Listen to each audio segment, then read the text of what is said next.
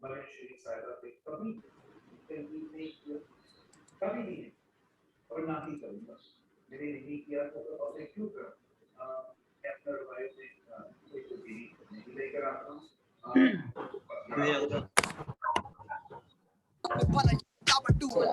इतनी वाली छुट्टी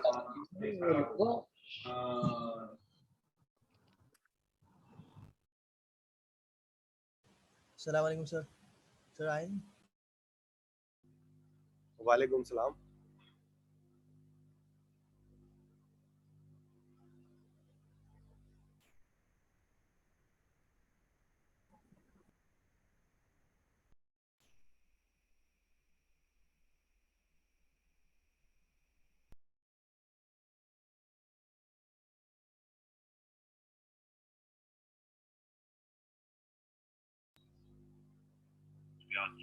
वैक्सीनेशन का अमल शुरू हो चुका है, लेकिन ज़ाती एहतियाती तदाबीर भी लाज़मी और इन पर अमल।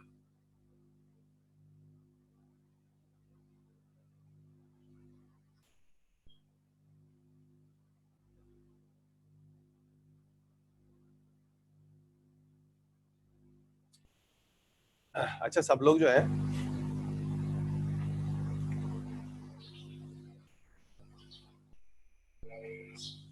कोरोना वायरस की तीसरी लहर में बचाव के लिए एहतियात कीजिए। वैक्सीनेशन का अमल शुरू हो चुका है, लेकिन ज़ाती एहतियाती तदाबीर।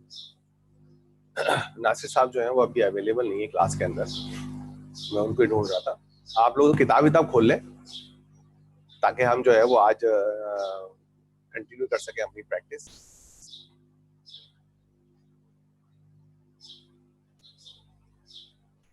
ठीक है, और कोई सवाल हो तो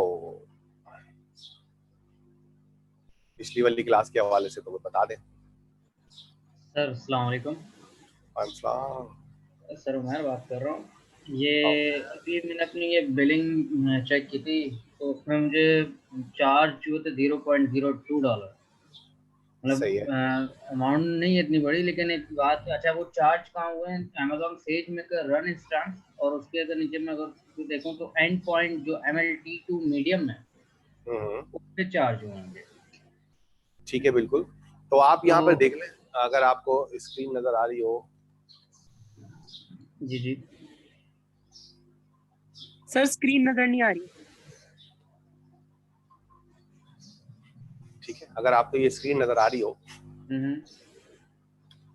तो यहाँ पर आप देख लेना सेज में करके जो फ्री इंस्टेंसेस हैं, लेकिन उसमें कहीं एंड पॉइंट का जिक्र नहीं, मतलब जो मैंने देखे हैं फ्री टायर्स के जो होते हैं।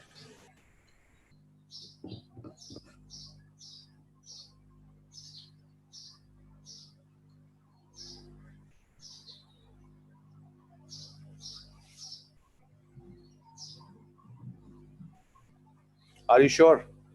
जी, एंड पॉइंट का कहीं उस पे लिखा हुआ मुझे नजर नहीं आया। अच्छा, नाम भी तो चेंज हो सकता है ना।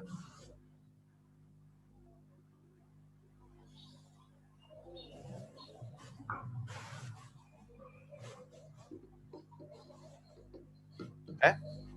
अगर नाम चेंज होगा तो चलेगा। तो जो आपको हाँ, ये इसको इन्फ्रेंस कहते हैं इसको। ठीक है, ठीक है, इन्फ्रेंस है 125 और M4 X क्लास और M5। लेकिन ये है कि आपके पैसे कहीं ना कहीं जाया होंगे, तो इतना परेशान नहीं होना। चल ठीक है, ऐसे को मत।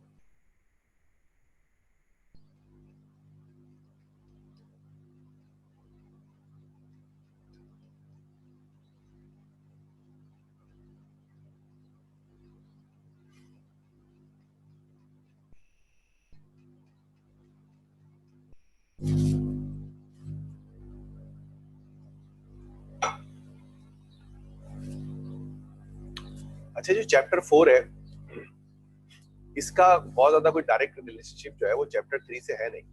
तो जिन लोगों ने चैप्टर 3 नहीं किया हुआ है वो चाहे तो डायरेक्ट जो है वो चैप्टर 4 के ऊपर स्विच हो सकते हैं और अपना काम जो है वो चैप्टर 4 से स्टार्ट कर सकते हैं। तो अगर आपने चैप्टर 3 का काम नहीं किया हुआ है तो आप चैप्टर 4 के ऊपर डायरेक्ट भी आ सकते हैं। उम्मीद है आप लोगों ने चैप्टर 4 का काम जो है वो शुरू कर लिया होगा।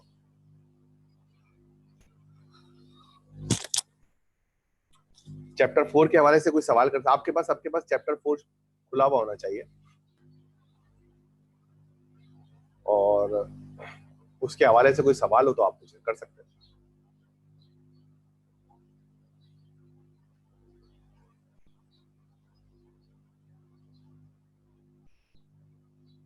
अच्छा सर, हम इस क्वार्टर में जो मशीन लर्निंग के 25 कॉन्टैक्ट्स है, ये सब के सब पढ़ेंगे? नहीं, मुझे नहीं पता। सिलेबस देखो, सिलेबस में क्या लिखा हुआ है।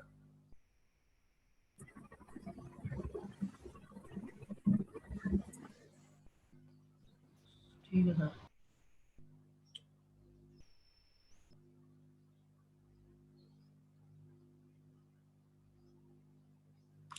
सर हम लोग अभी 4 के बाद 5 पढ़ेंगे, फिर 7 पढ़ेंगे और फिर कंप्यूटर विजन पे चले जाएंगे। जबरदस्त। अच्छा नहीं, तो वापस इस पे बुक पे। अच्छा, तो आप मुझे बताओ कि अभी तक आप लोगों को सेज मेकर के हवाले से क्या क्या चीजें समझ में आ गई। सेज मेकर कैसे काम कर सकता है? आप में से कितने लोग ऐसे थे, हाथ उठा के मुझे बताएं, जो हमारी एक रिव्यू क्लास थी थर्सडे और कल, उसमें शामिल थे।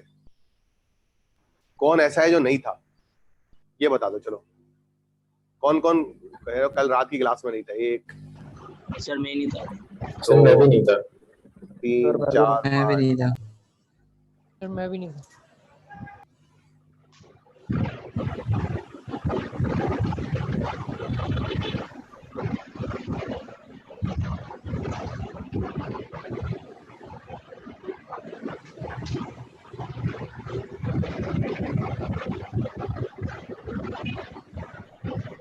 अच्छा, इसका मतलब बाकी जो 40 हैं, 13 लोगों ने हाथ उठाया, 40 लोग जो थे वो उस क्लास में मौजूद थे। जो बाकी 13 हैं वो मुझे बता सकते हैं कि अगर हमें मशीन लर्निंग का कोई काम करना हो तो हम कैसे करते हैं, कौन कौन से स्टेप होते हैं हमारे करने के? Sir data collection, data collection कर लिया, फिर डेटा प्रिपेयर कर लिया, टेस्टिंग में और ट्रेनिंग में वही प्री प्रोसेस जो होता है, data pre process. Sir pre process करना पड़ेगा, फाइन करना पड़ेगा डाटा। उसको हम सेज मेकर उसको हम सेज मेकर में कहते हैं प्रोसेसिंग। ये लिख भी लो, ठीक है। ये जो सेज मेकर है, अगर आप इसको देखें तो इसके अंदर देखें आपके पास डेटा जो है वो क्या है, says maker data wrangling, feature store, training और इन्फ्रेंस। तो हम जब डेटा प्री प्रोसेसिंग कह रहे होते हैं वो यहाँ पर सेज मेकर में प्रोसेसिंग कहलाता है, और जो डेटा प्रोसेसिंग कहते हैं उसको हम ट्रेनिंग कहते हैं यहाँ पर, ठीक है। तो ट्रेनिंग या प्रोसेसिंग कर ली, फिर क्या करेंगे? सर मॉडल सिलेक्ट करेंगे, मॉडल ट्रेन करेंगे। मॉडल ट्रेन कैसे करेंगे? अगर मॉडल ट्रेन करना होगा तो उसके लिए सबसे पहले स्टेप क्या होगा आपका? आपने लोकल कंप्यूटर पे बैठे हो, कंप्यूटर आपका बंद पड़ा हुआ है, शट डाउन हुआ हुआ है, सबसे पहले क्या करोगे? ऑन करेंगे। ऑन कर लिया, और उसके बाद क्या करोगे? खोल लेंगे। क्या करोगे?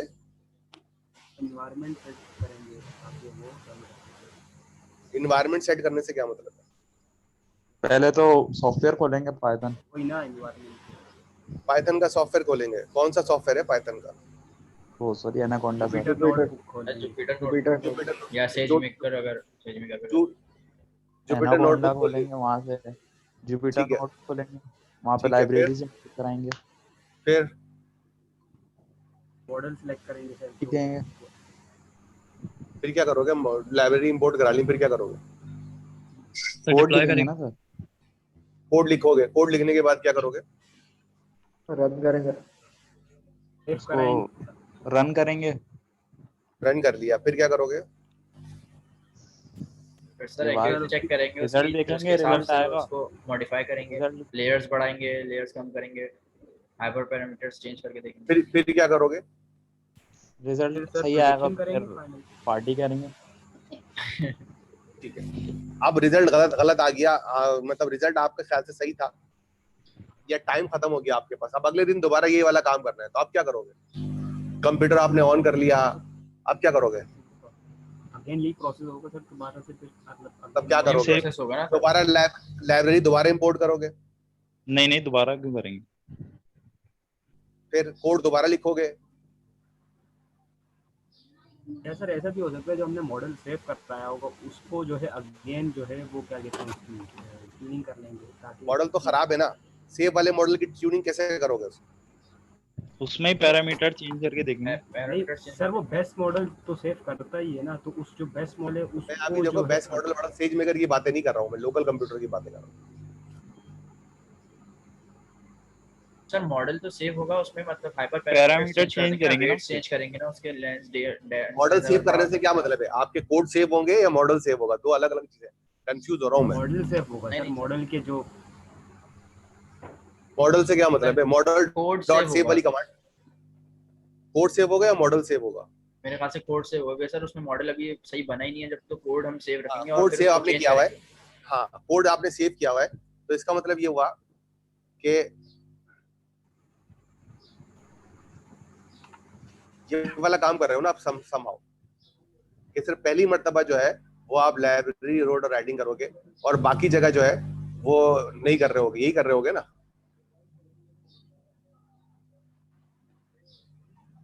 सर एक बार फिर से रिपीट कर दीजिएगा। ये देखो मैंने हाईलाइट किया हुआ है, चेक कर लो ये क्या कर मेरे, ये देखो यही वाला काम करोगे तुम लोग। यस सर बिल्कुल ऐसे ही है। यस सर यही करेंगे फर्स्ट टाइम में या? Yes sir. जी सर। अच्छा, आखिरी में आप लोग जुपिटर नोटबुक बंद भी करते हैं या ऐसे ही छोड़ देते हैं? मेरे साथ बंद करते हैं बात है सर, उस पे तो लोकल में तो कोई चार्जेस थोड़ी होते हैं, तो उसमें तो इतना जो अगर चार्जेस नहीं हो तो छोड़ दोगे? नहीं वो सर डायरेक्ट शट डाउन कर देते होंगे ना, ये डायरेक्ट शट डाउन तो स्टॉप हो जाता है ना, जैसे उसमें अगर खोला हुआ नहीं गूगल पे जैसे खोलते भाई हैं। आप क्या करते हो, मैं ये नहीं पूछ रहा क्या हो जाता है नहीं होता, क्या सेव आप करके उसको बंद कर देते हैं? बंद कर देते हैं ना, this is a normal behaviour. आप एबनॉर्मल बिहेवियर जो है वो अलग हो सकता है ना। अब एक आदमी है वो सीढ़ियों से नीचे उतरता है रोजाना, सही, अब किसी दिन वो ऊपर डायरेक्ट ऊपर से जंप कर ले तो वो एबनॉर्मल बिहेवियर है, हम तो नॉर्मल बिहेवियर की बात करते हैं ना। अगर यही काम आप कोलैब के ऊपर करोगे तो भी यही करोगे, बिल्कुल ऐसे ही है। सही है ना। आपके पास सिर्फ ये होगा कि डेटा आपको वहां पे अपलोड करना पड़ेगा कोलैब के ऊपर, करना पड़ेगा नहीं पड़ेगा? बिल्कुल sir. Yes sir, yes sir करना पड़ेगा। और कोड आपने बनाए हुए तो कोड कॉपी कर दोगे आप, अगर पहले से नहीं लिखे हुए तो। सर कोलैब पे तो वो आपको अपनी ड्राइव पे अपलोड करके वहां से उठाएगा ना। मतलब बात तो एक है ना कि हां अपलोड ही करना पड़ेगा डेटा तो अपलोड ही करोगे ना आप, सही है। और उसके बाद वही होगा, टेस्ट करोगे, मॉडल सेंड करोगे, मॉडल पे जब वहां बन जाएगा अपने पास डाउनलोड कर लोगे अगर वो सही बन गया है, ताकि अगली मर्तबा दोबारा आपको उसको ट्रेन की जरूरत नहीं हो सकती। बस यही काम आप लोग सेज मेकर पे भी कर रहे हैं ना। सेज मेकर पे भी यही करते हैं कि आप नोटबुक स्टार्ट करते हैं, डेटा अपलोड करते हैं। सिर्फ आपने ये किया हुआ है कि यहाँ पर नोटबुक नहीं देते, बल्कि नोटबुक की जगह पर आप वो कोड जो है वो .py फाइल में कॉपी करके दे देते हैं, वो इसको चला देता है और चलाने के बाद जो है वो मॉडल सेव करके खुद ही दे देता है और आपका वो नोटबुक को बंद भी कर दे। यही चीजें जो कल हमने डिस्कस की थी, याद आ रही है भाई सब लोगों को, बाकी लोगों को जो कल वाली क्लास में थे?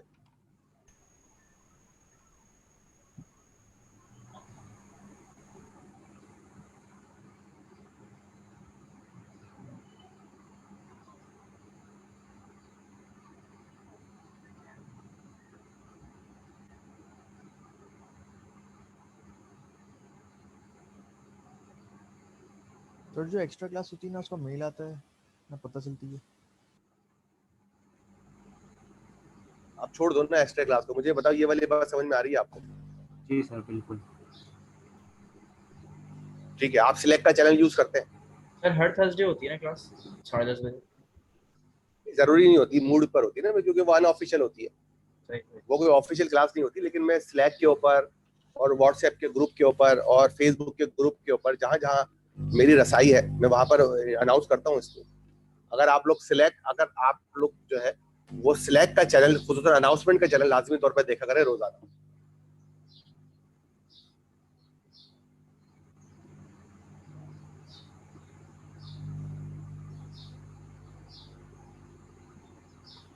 ठीक है, अगर आपको ये वही सारी चीजें समझ में आ गई है तो अब आप मुझे बताएं कि इसके अंदर मैं यहां से स्टार्ट हूं, इस वाले कोड के अंदर आपको कौन सी ऐसी चीजें समझ में नहीं आई और क्यों नहीं आई?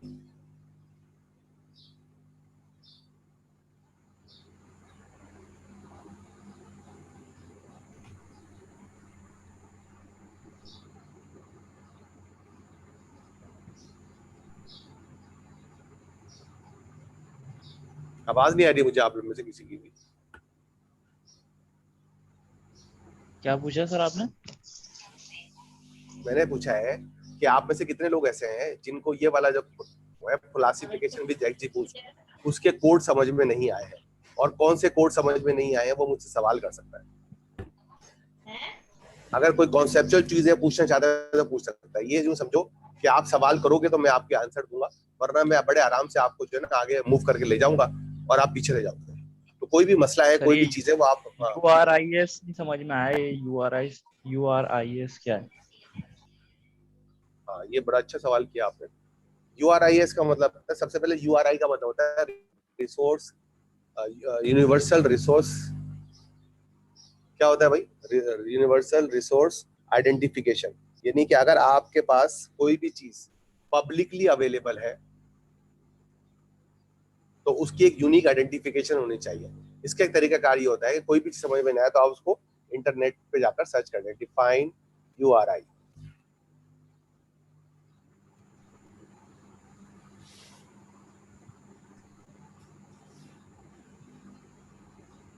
Uniform resource identifier. ये आपको बताता है कि भाई कोई भी चीज जो आपके पास पड़ी हुई होती है वो यूनिकली आइडेंटिफाई होनी चाहिए अगर वो पब्लिकली जो है वो अवेलेबल है। तो हम यहाँ पर क्या कर रहे हैं, हमारे पास ये चीज मैंने पिछले वीक आप लोगों को पढ़ाई थी कि हमारे पास जितना भी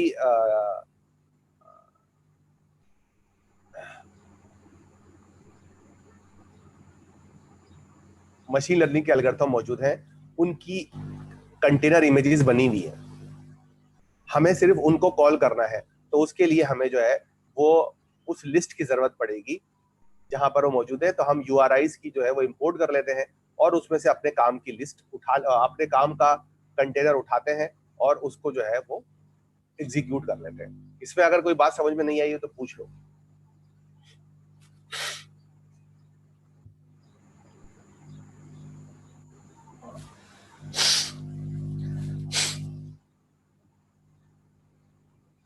इसमें जो कंटेनर है ये समझ में आ रहा है सबको? सर ये जो कंटेनर इमेज की आप बात कर रहे हैं ये एरे में होगी या फिर मतलब? ये जो कंटेनर इमेज है ये उसका नाम है या उसका URI है। पहले ये मुझे बताया कंटेनर इमेज समझ में आ रहा है आपको? कंटेनर इमेज क्या होती है? यस सर, जहाँ पे एनवायरनमेंट होता है ना पूरा, उसके अंदर उसके जहाँ पर चलेगी एप्लीकेशन वो कंटेनर में। डॉकर कंटेनर सबको समझ में आता है ना, डॉकर कंटेनर? जी सर। जी सर। ठीक है, तो अब आप वो डॉकर कंटेनर एक मर्तबा बनाने के बाद हम अपने पास सेव कर लेते हैं। डॉकर कंटेनर बनाने के बाद हम अपने पास सेव कर लेते हैं, उसको हम क्या कहते हैं? Container image.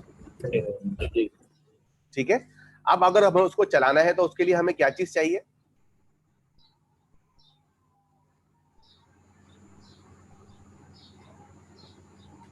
अगर किसी कंटेनर इमेज को चलाना है तो हमें उसके लिए क्या चाहिए?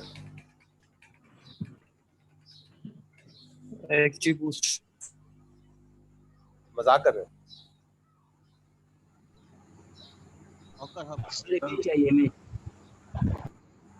अगर मुझे कंटेनर इमेज को चलाना है तो मुझे उसके लिए क्या क्या चाहिए? Docker hub. डॉकर हब पे तो कंटेनर इमेजेस पड़ी हुई होती है। डॉकर का एनवायरनमेंट चाहिए ना, ताकि उसको अगेन से जो है डॉकर के एनवायरनमेंट से क्या मतलब है आपका? आपका बात सही है, उसको एक्सप्लेन करें। डॉकर के एनवायरनमेंट से क्या मतलब है? सर जैसे कि डॉकर फाइल बनी है, ये बिल्कुल उसी तरह ये जैसे इंक्रिप्शन और डिक्रिप्शन वाला कॉन्सेप्ट होता है। मतलब मैं आपसे डॉकर फाइल की बात नहीं कर रहा, मेरे पास डॉकर फाइल बन गई है जिसको मैं डॉकर इमेज कह रहा हूँ या कंटेनर इमेज कह रहा हूँ। अब मुझे इस डॉकर इमेज को चलाना है, तो चलाने के लिए मुझे क्या चीज चाहिए तो ये चलना शुरू हो जाए? सर विंडो में उसका एक एनवायरनमेंट होता है, वो जो इमेज है उसको वापसी उसकी मतलब ऐसी इमेज दिखा दे, मतलब जैसे इमेज होती है उसमें ले आएगा वापसी उस इमेज को, मतलब जिसमें हमने उसको कन्वर्ट किया था, कंटेनर बनाया हुआ था। एनवायरनमेंट से मुराद मेरा वो है। हाँ, इसको आपने जैसे विंडो बोला है, इसको और मतलब विंडो क्या है? विंडो कोई सॉफ्टवेयर है, हार्डवेयर है, क्या है? ओएस है सर, ओएस के लेयर में वो क्या करता है? मुझे ओएस चाहिए। इसका मतलब ये हुआ कि आप ये कह रहे हो कि मुझे किसी कंप्यूटर की हार्डवेयर की जरूरत नहीं है। अगर मेरे पास ओएस होगा, यानी मेरे पास विंडो की सीडी होगी, मैं उसके ऊपर कंटेनर इमेज रख दूंगा, चलना शुरू हो जाएगी। डॉकर इंजन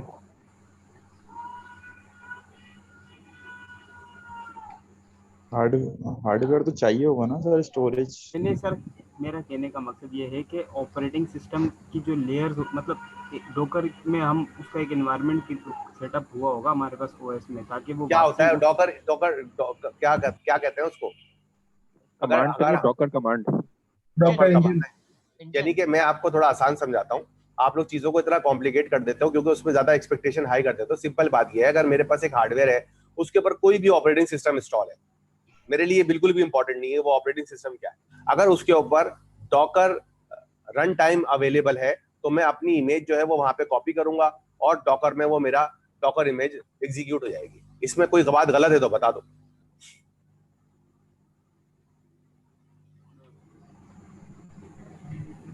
सर रिपीट करिएगा। नहीं, रिपीट नहीं करूंगा,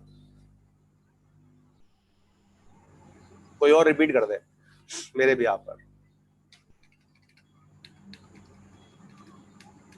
सवाल रिपीट कर सकता हूं कि मगर मुझे एक डॉकर इमेज चलानी है तो मैं क्या करूं?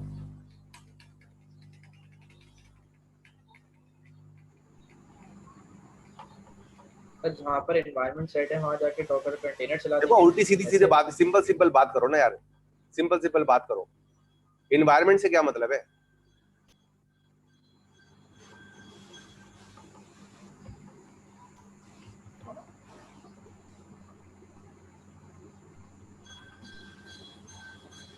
सर इन्वायरमेंट से ये मतलब है ना, आपकी एप्लीकेशन का मोड किस पे है? लिनक्स बेस है, विंडोज बेस है?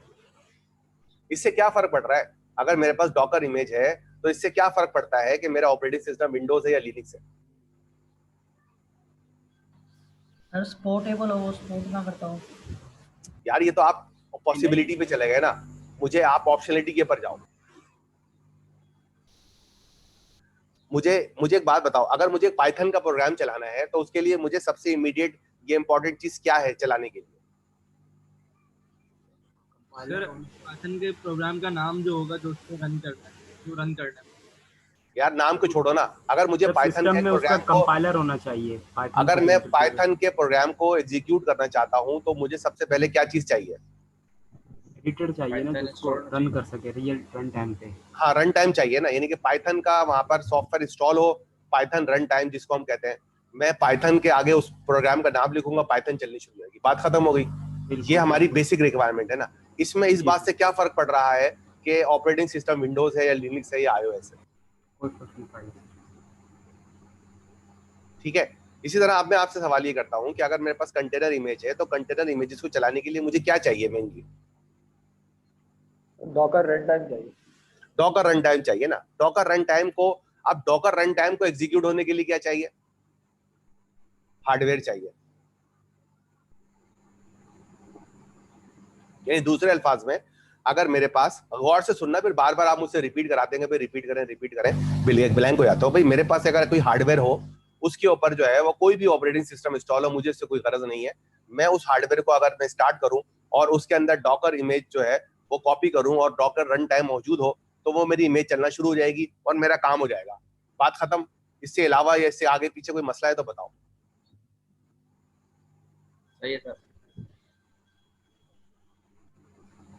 ये बात समझ में आ गई आपको? अब अगला मसला यह है कि जब मैं डॉकर, अब मुझे सिर्फ एक्स्ट्रा काम ये करना है जो यहाँ पर है कि मुझे सिर्फ ये बताना है कि जब वो मैं डॉकर इमेज रन कर रहा हूँ तो उससे काम क्या कराना है, मुझे ये भी तो बताना पड़ेगा ना। बिल्कुल।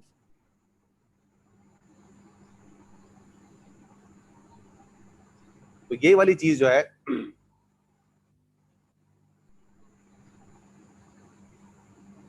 तो इसका मतलब ये हुआ कि अगर मुझे जो है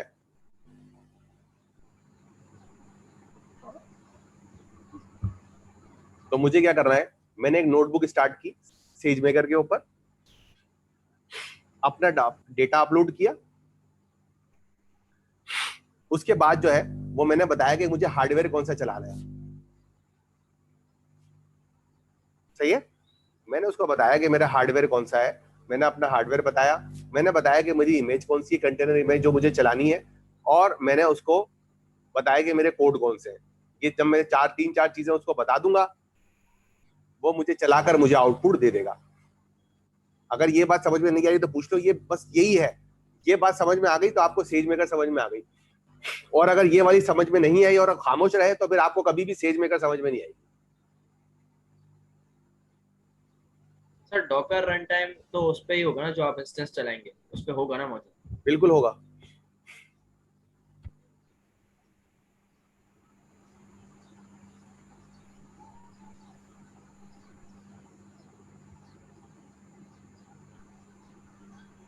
इतने आप लोग खामोश क्यों हैं, मुझे बताएं कि कहाँ पे फंस रहे हैं। सर ये हार्डवेयर में थोड़ा सा कंफ्यूजन ये कि आपने कहा कि हार्डवेयर भी सिलेक्ट करना पड़ेगा। हाँ, मतलब मिसाल के तौर पर आप मेरी कंपनी में आते हैं और कहते हैं यार मुझे आपके पास कोई सॉफ्टवेयर है, ठीक है, और मेरी कंपनी में आते हैं, मेरी कंपनी में 10 सर्वर चल रहे हैं। आपने बोला भाई मैं अपना सॉफ्टवेयर आपके कंपनी में चलाना चाहता हूं, तो मैं क्या करूंगा?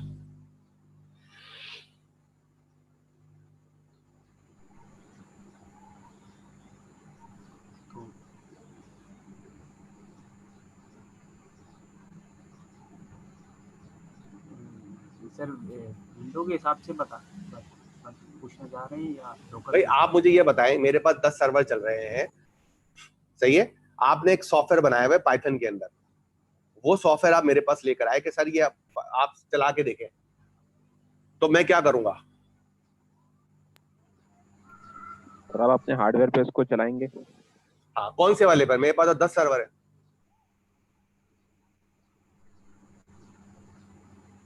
जो सर सपोर्टेबल होगा।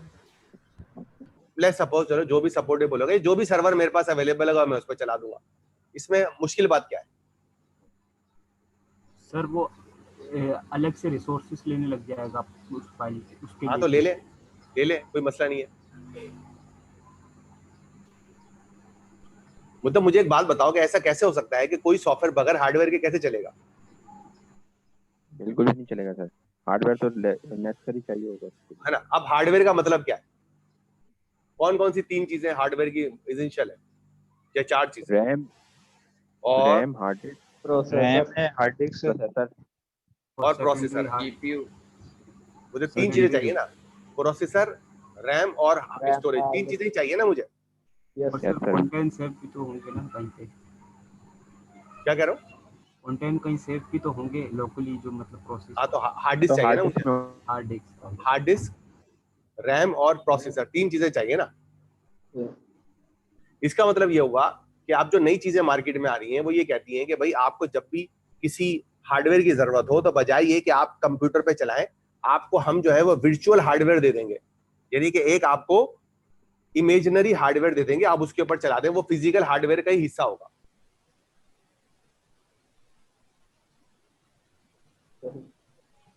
सर जब तक हम उन्हें पैसे देंगे हम उसको एक्सेस कर सकते हैं, जब पैसे खत्म हो जाएंगे तो उसकी एक्सेसिबिलिटी भी खत्म हो जाएगी। वो अलग मसला है यार, आप लोग फौरन पैसों पे चले जाते हैं, पैसे छोड़ दो, लेकिन ये कि आपको एक वर्चुअल एनवायरनमेंट जो है वो आपको मिल गई। यानी गूगल कोलैब होता है बिल्कुल इस तरह। सर आप कहना चाह रहे हैं? अब मैं इसकी एग्जांपल देता हूं ना, आप एक होटल में गए और आपने होटल में कहा कि मुझे कमरा चाहिए, तो वो क्या करेगा? रेंट पे पहले तो चेक करेगा पहले ना तो ये available- चेक करेगा कि अवेलेबल हैं कि नहीं है, अगर हैं तो फिर जो है वो अलॉट कर देगा वो आपको अलोकेट कर देगा, आप उसमें रहने लगेंगे।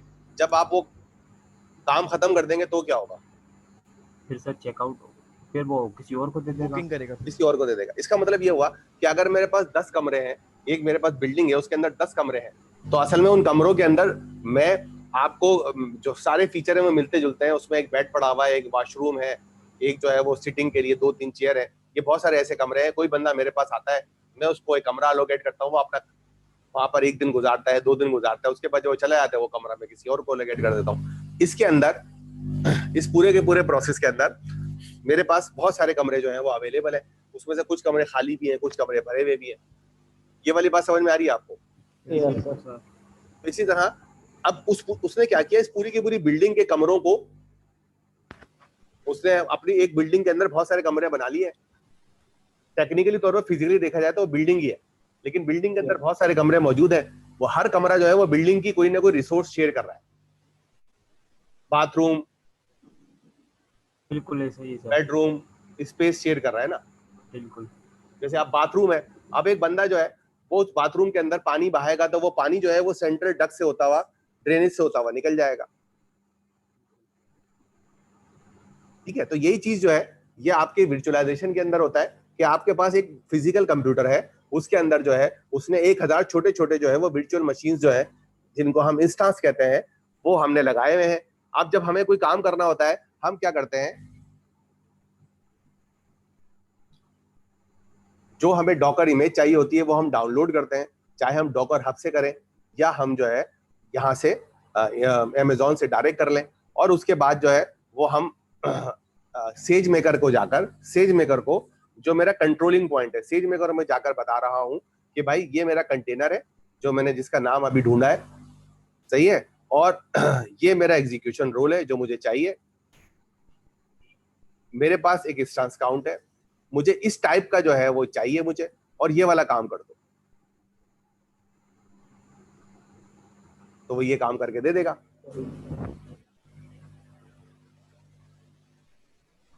ठीक है जी।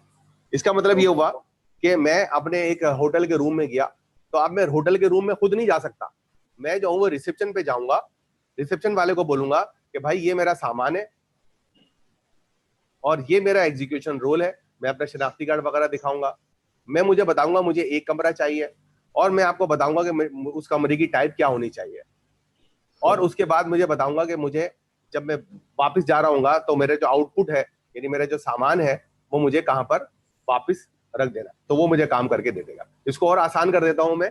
आपके पास बहुत सारे ट्रक है, आप ट्रक के अंदर आपने बताया कि भाई ट्रक वाले के पास गए, ट्रक वाले को आपने बोला कि यार ये मेरे कंटेनर है, सही है, और ये मेरा सर्टिफिकेट है जिसके जरिए मैं इस कंटेनर को किसी जगह भेजना चाह रहा हूं, मुझे एक ट्रक चाहिए, और उस ट्रक के अंदर कैपेसिटी ये होना चाहिए, छोटा ट्रक है, बड़ा ट्रक है, उससे बड़ा ट्रक है, ठीक है, और इस जगह पे जाकर जब ये ट्रक अपनी मंजिल पर काम पहुंच जाए तो यहां पर जाकर सामान उतार देना।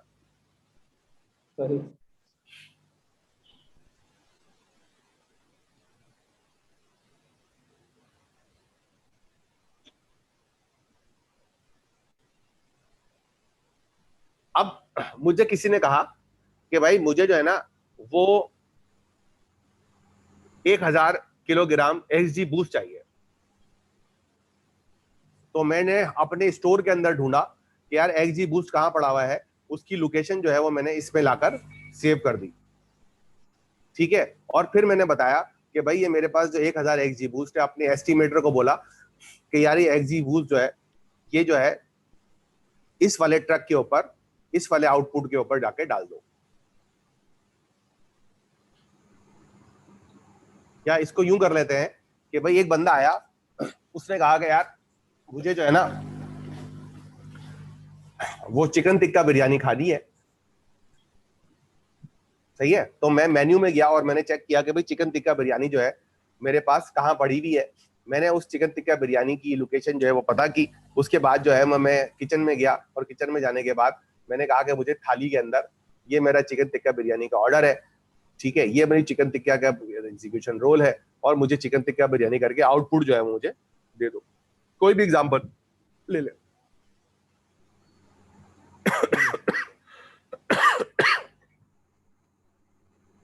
तो अगर मेरे पास किसी भी चीज की कंटेनर इमेज मौजूद हो तो मैं कंटेनर इमेज उसको बता दूंगा, उसको बताऊंगा कि वो कंटेनर इमेज बता दूंगा, किसके ऊपर चलानी है ये बताऊंगा, और मैं बता दूंगा कि मेरा आउटपुट पाथ क्या होगा, और सेज मेकर जो है वो सारा काम मुझे करके दे देगा।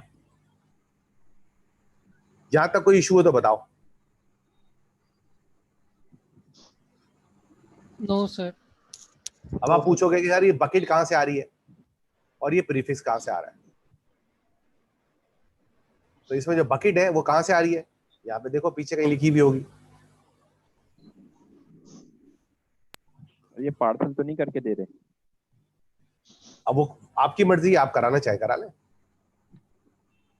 मतलब कहने का मतलब ये जो बकेट है इसी में जो ये पार्सल का काम भी हो जाएगा एक तरह से। हाँ बिल्कुल, पार्सल आपका डेटा जो है वो सेव भी हो जाएगा। कोई ना कोई मीडियम तो चाहिए ना आपको। डेटा जो है, आपकी बात बिल्कुल सही है कि अगर आपका डेटा जो है, आपको आपका जो मॉडल है जो उसने प्रोसेस कर लिया है, ट्रेन कर लिया है, वो डेटा आपको कैसे मिलेगा। आपने कहा मुझे पार्सल चाहिए, तो वो क्या करेगा कि वो CSV की फॉर्म में दे देगा। आपने कहा नहीं जी मुझे यहीं पे खाना है, तो वो JSON की फॉर्म में दे देगा, आप उसको बता देंगे। बिल्कुल ठीक है जी। तो ये आपके पास यहीं पर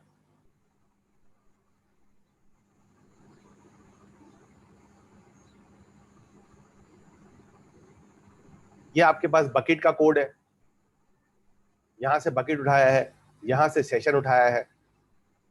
ये आप इस तरह बकेट को प्रिंट करके देख भी सकते हैं। यहाँ से डेटा जो है वो आपने अपलोड कराया है। अब सिर्फ मसला ये है कि डेटा आपने एक मरतबा यहाँ पर उसका पाथ वगैरह जो है वो एक मरतबा जो है यहाँ पर आपने डाल लिया है, तो आप यहाँ पर ये काम दोबारा नहीं कर रहे हैं। ये वाला काम आप पिछली मरतबा कर चुके हैं। और XGBoost के अंदर जो है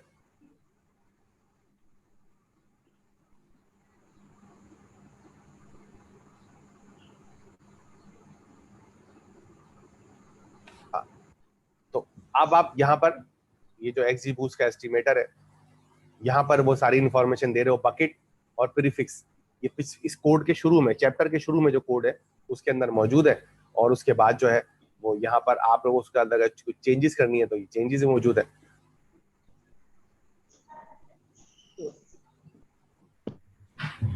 अच्छा, ये काम हमें बहुत आसान लग रहा है, नए लोगों को मुश्किल लग रहा है। उसकी वजह यह है कि हम पिछले 9 महीने से 10 महीने से ये वाला काम करके आ रहे हैं। हमें पता है कि जो मॉडल डॉट फिट की कमांड है वो ऐसी ही चलती है। अगर ये काम मैं अपनी लोकल मशीन पे भी करूंगा, अगर फर्ज करें यही वाला काम अगर आपको लोकल मशीन पे करना है तो कैसे करोगे। मैंने आपको कहा है कि यार मुझे मॉडल बनाकर दे दो।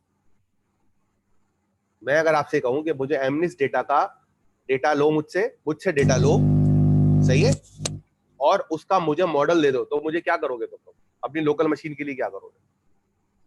सर मॉडल डॉट फिट चलाएंगे। ठीक है, कोड अगर आपने पहले से लिखा हुआ होगा तो वो कोड उसमें डालोगे। एक जुपिटर नोटबुक चलाओगे, एक जुपिटर नोटबुक खोलोगे, उसके अंदर जो है वो लाइब्रेरी इंपोर्ट करोगे, और कोड अगर नहीं लिखा हुआ हो तो लिख दोगे। कोड लिखा हुआ होगा तो उसको मॉडल डॉट फिट चला दोगे। मॉडल फिट करने के बाद मॉडल डॉट सेव से मॉडल सेव करा दोगे। सेव कराने के बाद जो है वो जो फाइल है वो मुझे आप कॉपी करके दे दोगे। यही करोगे ना? जी सर। Yes sir. ठीक है, लेकिन इसमें जो मॉडल डॉट फिट चलाओगे और अगर आपके पास डेटा बहुत ज्यादा बड़ा है तो इस बात के चांसेस है कि आपका जो डेटा है वो उसको प्रोसेस होने के अंदर 1-2 घंटे भी लग जाए। तो जब तक वो 1-2 घंटे लगेंगे तो आपके पास आपका सिस्टम अवेलेबल नहीं है, आपका सिस्टम जो है वो स्लो रहेगा। तो उसका दूसरा तरीका यह है कि आप अगर किसी कंपनी में काम करते हैं तो आपकी कंपनी में एक सर्वर होगा जो इस काम के लिए इस्तेमाल होगा। आप डेटा वहां पे लेके जाओगे, उस सर्वर के अंदर उस डेटा को ट्रेन करोगे और फिर वो मुझे मॉडल निकाल कर दे दोगे। लेकिन अब मसला वही है कि वो जो सर्वर है उसमें एक जगह जब ट्रेनिंग हो रही होगी तो इस बात के चांसेस है कि दोबारा वही ट्रेनिंग की जाए तो गड़बड़ हो जाए। मतलब 3-4 ट्रेनिंग अगर मैं वहां पे लगा दूंगा तो पहली वाली ट्रेनिंग तो सही चलती रहेगी, बाकी तीनों ट्रेनिंग जो है वो स्टक हो जाएगी। तो इसलिए मैं क्या करूंगा कि उस जो फिजिकल सर्वर है मेरा 12 GB का, मैं उसके अंदर 5 छोटे छोटे वर्चुअल सर्वर बना लूंगा 2-2 GB के। जब भी कोई मुझे ट्रेनिंग करानी होगी मैं 2 GB का एक सर्वर उठाऊंगा। अगर मेरे पास फिजिकल सर्वर में 12 कोर है तो मैं 2 कोर का आपको दे दूंगा और 2 GB आपको रैम दे दूंगा और 200 GB हार्ड डिस्क आपको उस वर्चुअल मशीन में डालकर आपको दे दूंगा। अब आपको जब भी जो है वो चलाना होगा, आपको एक वर्चुअल मशीन मिल जाएगी, उसमें 2 GB जो है वो डेटा है और 2 प्रोसेसर है और 200 GB की हार्ड डिस्क है, और ये डेटा जो है वो आपके पास आ गया, आपने उसके ऊपर ट्रेनिंग करा ली। अब इससे ये होगा कि आपकी ट्रेनिंग डेफिनेटली ये पहली मर्तबा में भी स्लो हो जाएगी, लेकिन आपकी ट्रेनिंग्स की वजह से बाकी ट्रेनिंग के ऊपर कोई असर नहीं पड़ेगा।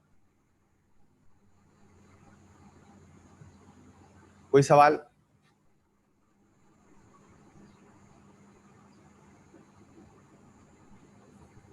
सर ये जो आपने कहा कि हम इंस्टेंट बनाएंगे सर्वर के अंदर, तो ये किसके थ्रू बनते हैं? डॉकर के थ्रू बनेंगे?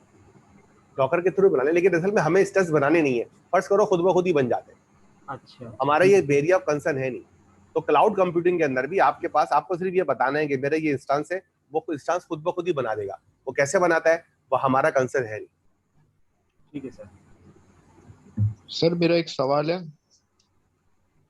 हाँ बोले सर। ये क्लाउड कंप्यूटिंग में तो सर जैसे अभी हम लोग मशीन लर्निंग की बात कर रहे हैं, तो सर हम लोग अपना जो मॉडल वगैरह है ये हम लोग जैसे AWS पे बना रहे हैं, ताकि हमारी जो डेटा वगैरह जैसे हमारे पास ज्यादा काम होता है।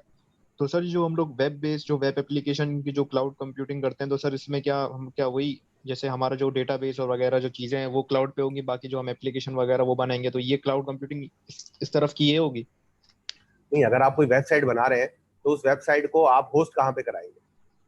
सर वो तो क्लाउड पे भी होगी, उसका डेटाबेस भी क्लाउड पे होगा, तो क्लाउड कंप्यूटिंग उस हिसाब से उसकी वो कहलाएगी? वो भी क्लाउड कंप्यूटिंग है ना। अच्छा, वो भी क्लाउड कंप्यूटिंग में ही आएगी? बिल्कुल। Okay sir, thank you. तो ये आप लोग क्योंकि कभी आप लोगों ने इंटरप्राइज एप्लीकेशन पर काम नहीं किया, ना कभी देखा ना कभी सोचा, तो इसलिए आप जो है वो परेशानी के शिकार हो। मगर ये एक नॉर्मल सी बात है।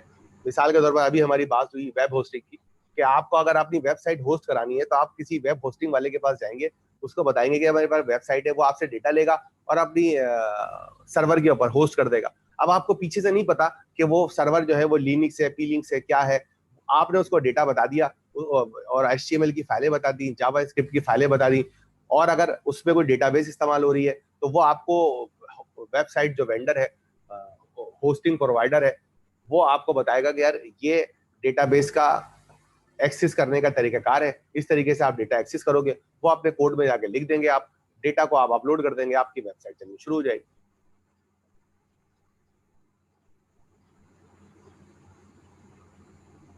इसमें वियर्ड या परेशान होने वाली बात कौन सी है?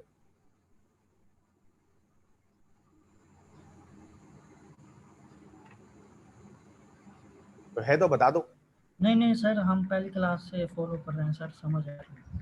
ठीक है ना, अगर समझ गए हो तो फिर ये वाला काम करना शुरू कर दो कि मुझे अगर XGBoost को जो है ये कराना है तो मैं कैसे करूंगा। सेज में अगर स्टार्ट करो, एक नई जुपिटर नोटबुक खोलो और मुझे यहाँ तक करके दिखाओ। सर ये मेरी जो है ना फिट की फाइल चल तो रही है, लेकिन मैंने ना एक चैट में एरर दिया, वो रोल का एरर नहीं है, मतलब वो सिर्फ मुझे शो कर रहा है, वो ऐसा वारंट वो दे रहा है एक मुझे, तो वो देख लेगा आप।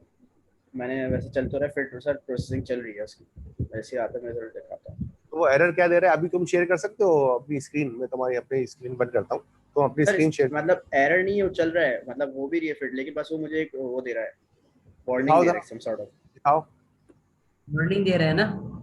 यस सर, कोई रोल के एरर दे रहा है, रोल की वार्निंग। ये वाले couldn't get role to yes get sir, yes sir, role and from role name मान से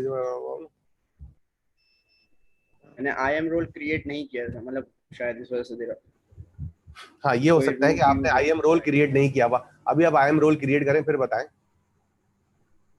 सर अभी तो उसकी प्रोसेसिंग चल रही है, ये फिट की,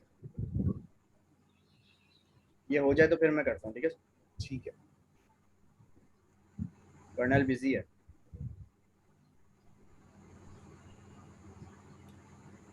बाकी लोगों के पास तो एग्जीक्यूशन रोल चल रहा है, तो मेरे ख्याल से उनको इतना मसला नहीं हो रहा। एक तरीका ये भी है, ये मुझे ये लग रहा है, जो मैंने इंटरनेट से भी सर्च किया है, कि अगर आप जो है वो सेज मेकर इंस्टॉल करते वक्त IM यूजर नहीं बनाते तो आपको ये वाली गड़बड़ हो सकती है। यस सर, मैंने IM यूजर नहीं बनाया, बस यही है। हाँ, तो ये एक इशू हो सकता है। तो आप लोगों ने किताबें आप लोगों ने खोल ली है?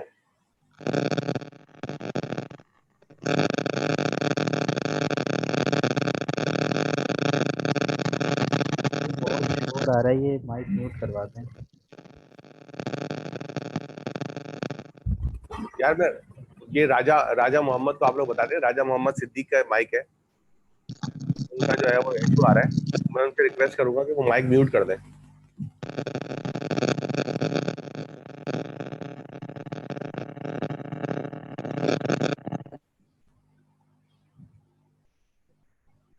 अच्छा, तो अस्सलाम वालेकुम सर।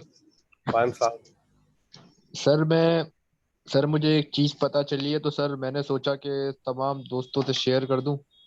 सर ये AWS एजुकेट है, वो यूनिवर्सिटी की जो आईडी होती है ना हमारी, उस पे ना वो AWS की जो सर्विसेज है वो फ्री भी है, अभी इन्होंने शुरू करेंगे, तो उसमें चार्जेस वगैरह नहीं होंगे, आपको इस्तेमाल करनी है जितनी तो आप कर सकते हैं सर, उसके लिए यूनिवर्सिटी की आईडी होना लाजमी है। हाँ सही है, लेकिन बताओ सेज मेकर पे क्या चीज फ्री दे रहा है स्टूडेंट आईडी?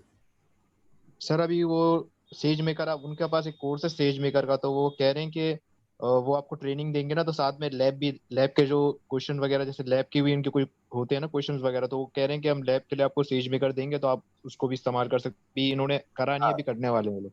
करने वाले ना, लेकिन ये कि अभी तक असल में मुझे लग रहा है, मैंने देखा एक दो मरतबा के जो स्टूडेंट आईडीज है उसके ऊपर सेज मेकर की फ्री रिसोर्सेज उतनी ही अवेलेबल है जितनी वैसे स्टैंडर्ड अवेलेबल है ना।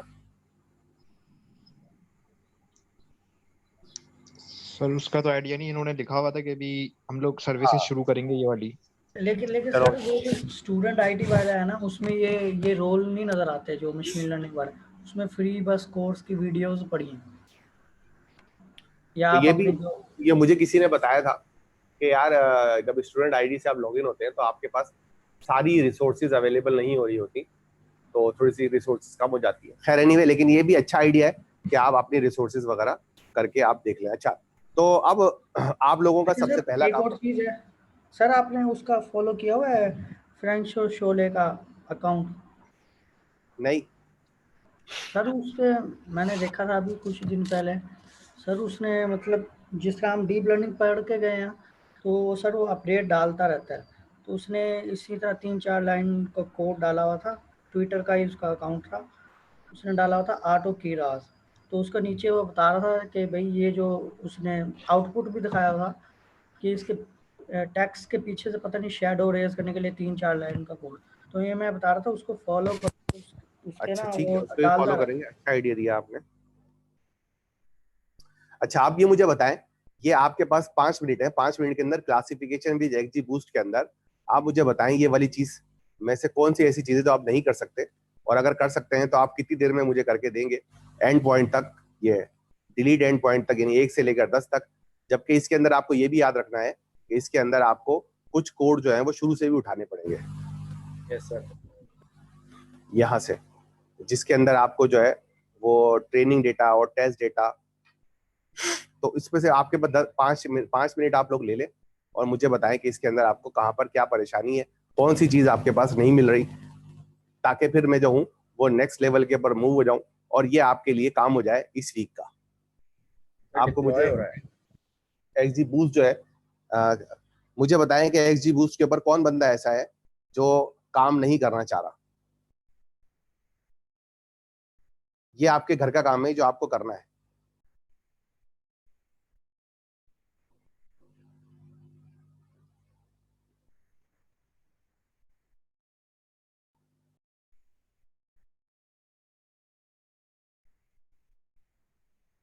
चैप्टर 4 जो है इसमें हम एक्सजी बूस्ट के ऊपर हैं, और एक्सजी बूस्ट के अंदर मैं आपसे पूछना चाह रहा हूँ कि इसमें से कौन ऐसा भाई है मेरा जिसको एक्सजी बूस्ट जो है वो उसके कोड जो है वो सेज मेकर के अंदर इंप्लीमेंट नहीं कर सकता। वो मुझे प्लीज जो है वो बता दे। सिर्फ कोड कॉपी पेस्ट करने हैं और आपका काम होना चाहिए। जिसका नहीं हो पा रहा वो मुझे बता दे। 1 से लेकर 10 तक एक्सजी बूस्ट। हेलो अस्सलाम वालेकुम वालेकुम सलाम। सर, मैं आशा मसूद बात कर रही हूँ।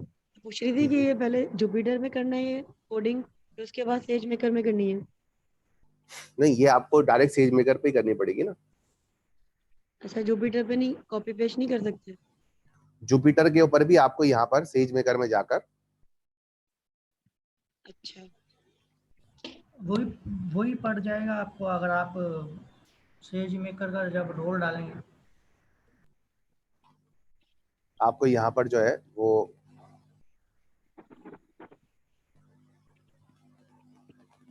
सर मुझे ये पता करना था, जो एजुकेट का बता रहे थे AWS के उसी अकाउंट से लॉगिन होगा जिससे हमने यहाँ पे किया हुआ, या फिर अलग अकाउंट बनेगा? अलग अकाउंट बना लें। ठीक है सर। सर ये रूट यूजर पे बना हुआ है मेरा अकाउंट, तो उस पे चल जाएंगे सब काम? आप एक IM यूजर भी बना लेना उसमें। अच्छा ठीक है, थैंक यू। ठीक है, अब आपके पास दो चॉइस है, या तो आप नोटबुक यहाँ से इस्तेमाल करें, नोटबुक इंस्टांसेस में चले जाएं और एक नई नोटबुक स्टार्ट कर लें, या आप सेज मेकर स्टूडियो के अंदर चले जाएं और एक नई नोटबुक बना लें। दोनों में आपकी मर्जी है। ठीक है, okay thank you sir. 10 minute में ये पढ़ ले। ये आपको घर पे करना है, अभी नहीं करना, सिर्फ पढ़ के रख देना ताकि हम अगले वाले टॉपिक के ऊपर मूव हो जाए।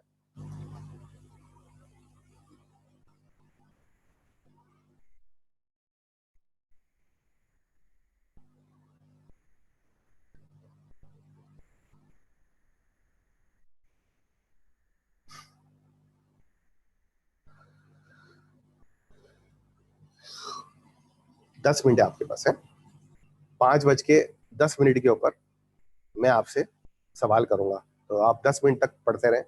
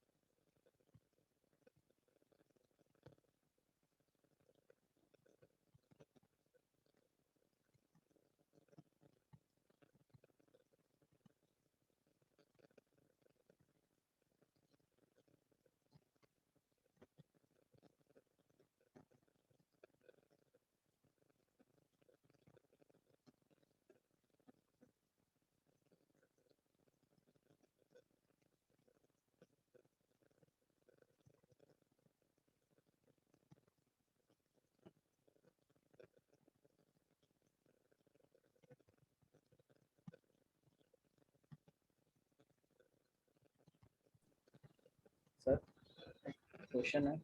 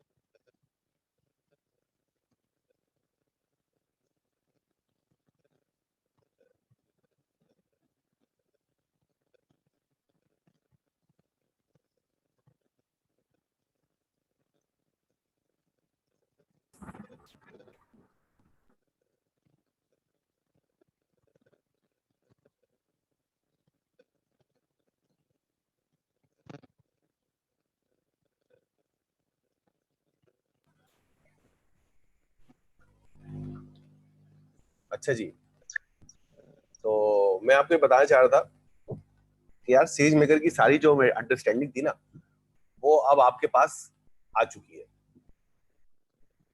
Amazon कैसे काम करता है, क्या है, ये सब कुछ मौजूद है, वीडियोस भी मौजूद है, डेटा भी मौजूद है, सपोर्ट भी मौजूद है।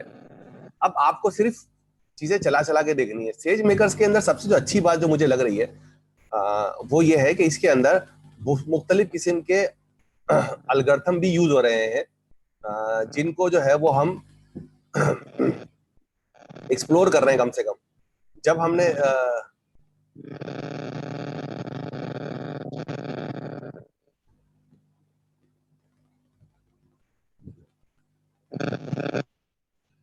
जब हम लोग जो है वो मशीन लर्निंग या डीप लर्निंग पढ़ रहे थे, तो बहुत सारी चीजें हम वहां पर मिस कर रहे थे। तो वो वाली चीजें भी हमने कवर कर ली हैं। तो अब हमने बहुत सारे, अगर मुझे कम से कम अब आपको कोई, आप ये किसी को जब इंटरव्यू में ये जरूर कह सकते हैं कि यार मैंने एक्सजी बूस्ट जो है उसके ऊपर काम किया हुआ है, चलाया हुआ है। अब आप यहाँ पर जो है वो एक्सजी बूस्ट के बारे में जो है वो इंफॉर्मेशन जो है वो जाकर आप इंफॉर्मेशन पढ़ सकते हैं कि भाई एक्सजी बूस्ट जो है उसमें और न्यूरल नेटवर्क में क्या फर्क है। तो उसके लिए सिर्फ आपको लिखना पड़ेगा।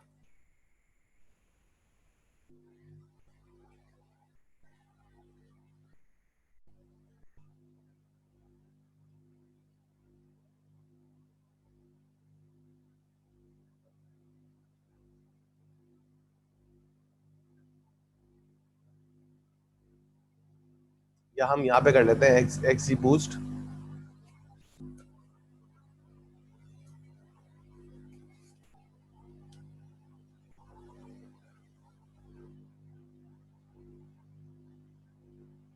तो इस तरह आप जो है वो एक्सजी बूस्ट के बारे में इंफॉर्मेशन ले लें। एक्सप्लोर आप वैसे ही कर रहे हैं, इंफॉर्मेशन मिल जाएगी तो आपके पोर्टफोलियो के अंदर एक्सजी बूस्ट का भी इजाफा हो चुका होगा। लीनियर लर्नर जो है उसका भी इजाफा हो चुका होगा। तो आप अपने पोर्टफोलियो के अंदर ना सिर्फ न्यूरल नेटवर्क बल्कि एक्सजी बूस्ट और लीनियर लर्नर भी डाल सकते हैं। तो आहिस्ता आहिस्ता इसी तरह आपका जो है ना पोर्टफोलियो प्रोफेशनल होगा ना, आप उसमें चीजें ऐड करते जाएं। कोई सवाल है इस पे तो पूछ लें।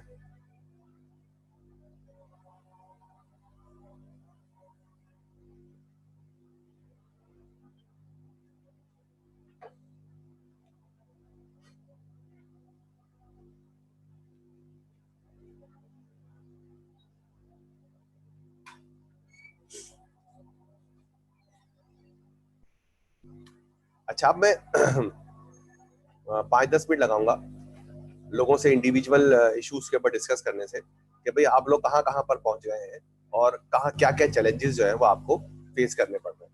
सबसे पहले जो है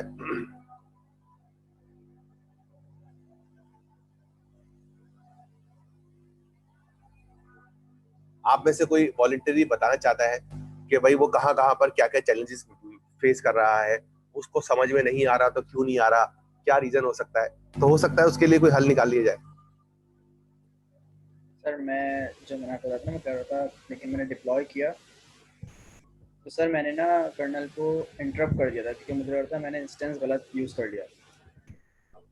तो ठीक है। अब वो जो है ना, मुझे उसने एंड पॉइंट क्रिएट कर दिया, लेकिन वो कह रहा है एंड पॉइंट जो है मिल भी नहीं रहा, और ना मेरे पास एक्सपेरिमेंट वाली टैब आ रही है लेफ्ट साइड पे GUI में, हाँ ठीक है, देखो जहाँ से वो आप यहाँ पे चले जाओ, यहाँ इन्फ्रेंस में चले जाओ, ठीक है, सॉरी इन्फ्रेंस की जगह यहाँ पर आ जाओ, कहाँ ground truth notebook processing, processing के अंदर प्रोसेसिंग जॉब है, एज मेकर, इन्फ्रेंस, ये ना यहाँ पर आपको मिलेंगे एंड पॉइंट्स। तो अगर कोई एंड पॉइंट्स यहाँ बना हुआ होगा तो यहाँ पर आपको नजर आएगा, वहां पे जाके डिलीट कर दो। सही है, ठीक है sir, thank you very much. कोई और बताना चाहता है? कुछ लोगों ने मुझे जो है वो अलग से मैसेज किया कि उनको कुछ चीजें समझ में नहीं आई थी, तो वो मैंने उसके लिए चीजें रिवीजन भी कराई है, खुसूसन जो है वो वर्चुअल मशीन्स और इस तरह के जो बेसिक कॉन्सेप्ट थे वो भी मैंने क्लियर कराए हैं। तो अगर आप में से भी यहाँ पर 71 लोग जो है वो क्लास के अंदर मौजूद है, अगर आप में से भी किसी को कोई मसाइल या प्रॉब्लम का शिकार है तो आप लोग मुझे बताएं। सबसे पहले मैं अलर्टनेस चेक करता हूँ कि क्या आप सब लोगों को सब लोग अलर्ट है या नहीं है। तो सब लोग अपने अपने हैंड रेज करें, मैं देखता हूँ किसका हैंड रेज नहीं है, ताकि उसको जो है वो वेटिंग रूम में ट्रांसफर कर दिया जाए।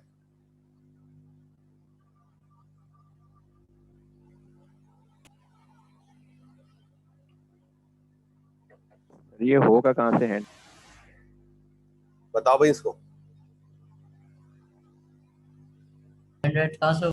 रिएक्शन बना आ रहा है ना, उसको क्लिक करेंगे तो उसमें आ रहा है। भाई पार्टिसिपेंट्स में जाओ, वहां पर होगा। रिएक्शन लिखा हुआ है ना राइट हैंड साइड पे, वहीं पर ही है।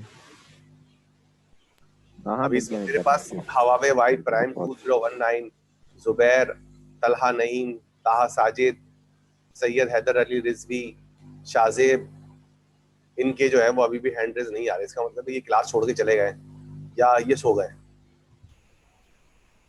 मेरा हैंड रेज हुआ है। ठीक है, मुझे नजर नहीं आ रहा, लेकिन अगर आप कह रहे हैं तो ठीक होगा। 70 में से 40 लोगों के हैंड रेज हुए हुए हैं।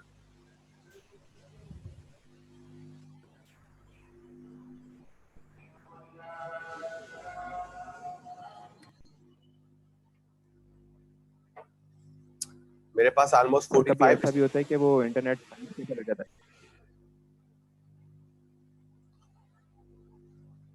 आधे लोगों का इंटरनेट नहीं चल रहा।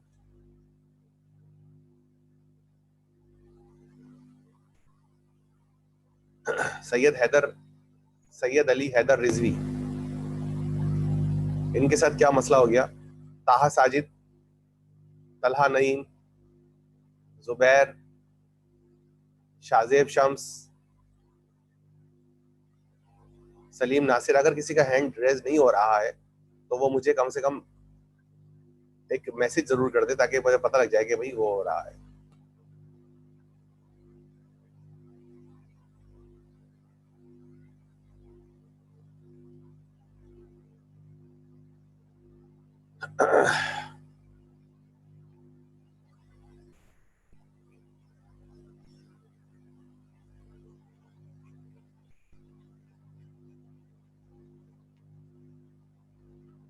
अच्छा, तो ये बाकी लोगों को क्या करना है? ये अब्दुल रहमान का, अहमद का, दो अहमद हैं।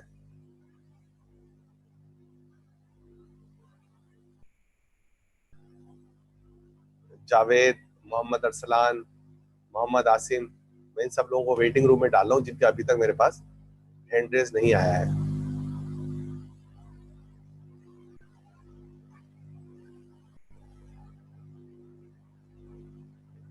ये हवावे Y9 प्राइम कौन है भाई? ये कोई अपना इंफॉर्मेशन दे सकते हैं, नहीं दे सकते?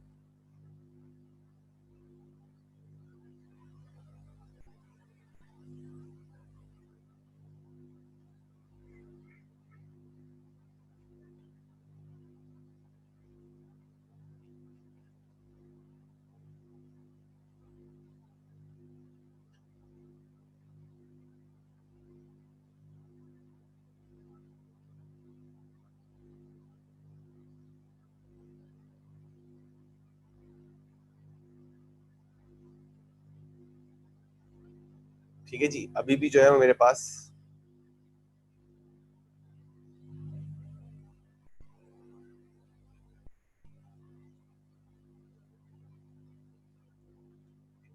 बहुत सारे लोग हैं जिन्होंने हैंड रेज नहीं किया हुआ।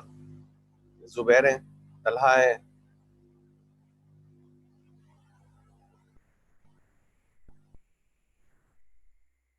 सलीम नासिर हैं,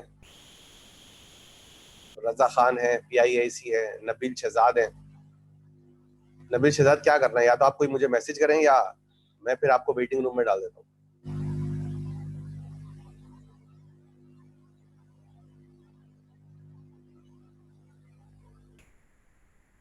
अली खान है, मोहम्मद अरसलान है।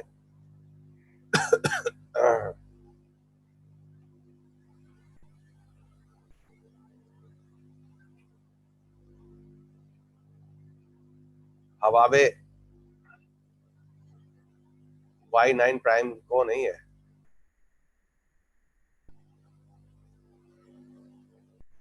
वेटिंग में डाल दें सर इनको।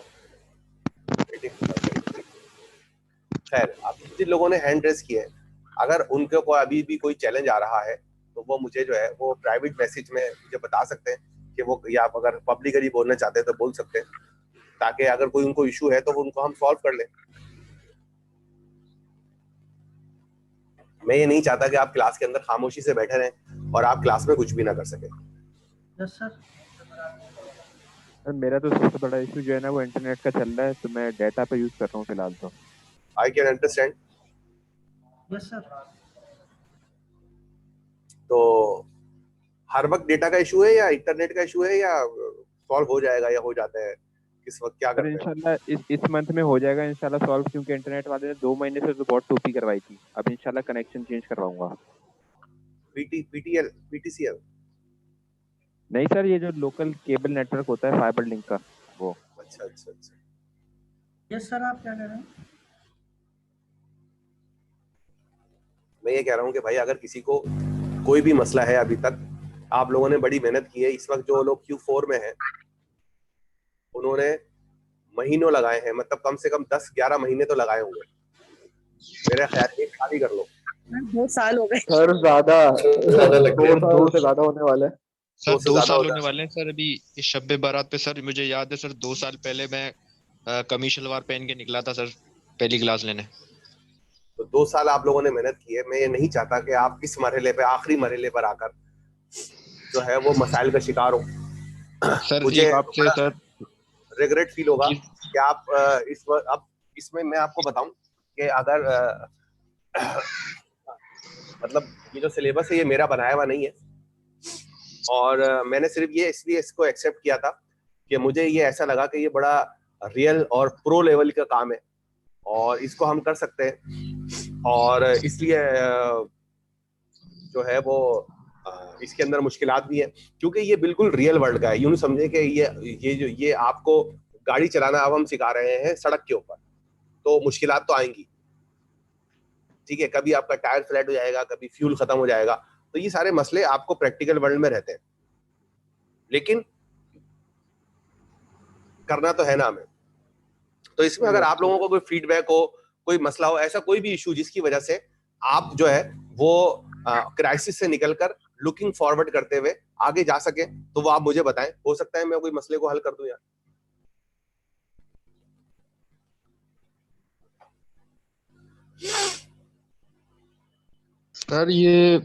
सर ये फ्रीलांसिंग में सर मैं जॉब वगैरह देख रहा था सर इसकी। तो सर ये बहुत अलग टाइप की जॉब्स आती हैं इसकी। जैसे कोई सर फॉरवर्ड कोई जॉब नहीं होती, बहुत अजीब सी अलग अलग टाइप की आ रही होती है। मसलन कोई स्क्रीन शेयर करा सकते हो मुझे? नहीं सर पहले देखी थी सर। नहीं, अपवर्क पे तो हर तरह का काम पड़ा है, छोटा भी सही तरह है, लेकिन सर वो प्रपोजल ही नहीं एक्सेप्ट होते। हाँ, तो इसके लिए काफी मुश्किल काम होता है। कोशिश करें फाइवर से स्टार्ट करें। इसके ऊपर जो है ना वो वीडियोस वगैरह भी मौजूद हैं। वो देखो, अपवर्क के ऊपर काम पकड़ना एक मुश्किल काम है ना, लेकिन ये क्या अपवर्क पे आसान है सर। अपवर्क पे ना हर तरह का पड़ा है, बहुत छोटा छोटा पड़ा है, मॉडल बनाने, ये करना, स्क्रैप करना। फाइवर पे सर नजर ही नहीं आता वो, मतलब कि उसको कहाँ से देखें वो, ये नहीं। फाइवर पे तो आपको गिग बतानी पड़ेगी ना। आप सिर्फ फाइवर पे जाओगे और ये बताओगे कि यार मैं सेज मेकर का पर काम कर सकता हूँ, तो लोग खुद ही आपसे राब्ता कायम करेंगे। सर मैंने किया था लेकिन वो उस तरह नज़र नहीं आता। अपवर्क पे तो लिस्ट की लिस्ट नज़र आ रही होती है, आप प्रपोजल भेज सकते उसकी। मुझे चलो मैं उस पर देखूंगा कि फाइवर पे काम करने के लिए क्या क्या चीज़ें ज़रूरी है, फिर मैं आपको बता दूंगा। अरे एक जैसे एक्स्ट्रा क्लास आप ऐसे रखने के सिर्फ फाइवर से ओवरव्यू लेते जाते हैं ताकि हमें आइडिया हो जाए क्या काम किस तरह का है। सिर्फ ओवरव्यू लेते हैं कि उसने क्या दिया हुआ है काम देने के और वो हो कैसे सकता है, सिर्फ वर्बली। मतलब वो ऐसा ना हो आप करा रहे हो पूरा, बस वर्बली कर समझा दें। मैंने जो वर्बली देखा था उसमें भाई यही होता है कि आपको अपनी जो है ना, सबसे पहले अगर अपवर्क की बात कर रहे हैं तो अपवर्क के ऊपर आपको अपनी एक प्रोफाइल बनानी पड़ती है। वो आपको कुछ लोगों से काम कराना पड़ता है फ्री के अंदर, उनसे जो है वो आपको वो अटेस्टेशन या वेरिफिकेशन करानी पड़ती है, तब आपके ऊपर अपवर्क के ऊपर काम मिलता है।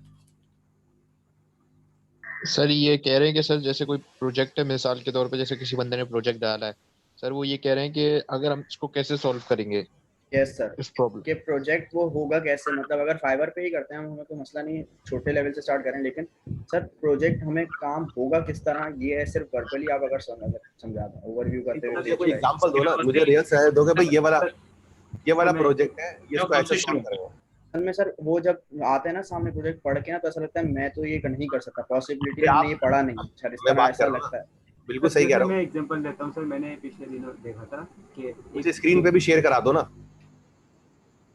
स्क्रीन पे कैसे शेयर कराऊँ, तो कभी है नहीं सर। वो मैं कुछ नहीं चाह रहा था, मैंने एक प्रोजेक्ट देखा था, उसमें उसे क्या करना था, जैसे माइक्रोस्कोप के जो वायरसेस होते हैं ना, उसकी वीडियो थी, उसको डिटेक्ट करवाना था और डिटेक्ट कराने के बाद उसको काउंट करवाना था कि मतलब एक वीडियो चल रही है, पहले तो एक मॉडल बनाना है ताकि उससे जो है उसमें जो वो वायरस है उसको ट्रेन कर सके, और फिर उस वीडियो जब प्ले होगी तो उसको डिटेक्ट कर सके कितनी बार वो वायरस उस वीडियो में अपीयर हुआ।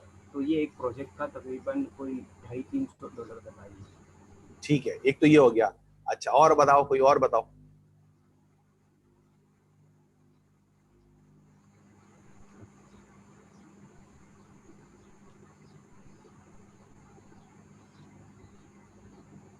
और कोई सर वो फॉर्मूले वाले आते हैं सर, वो फॉर्मूले वाले के ये जैसे सर हमने तो मॉडल पढ़े हुए ना, वो जो अंदर के जो फॉर्मूले नहीं होते मॉडल्स वगैरह के,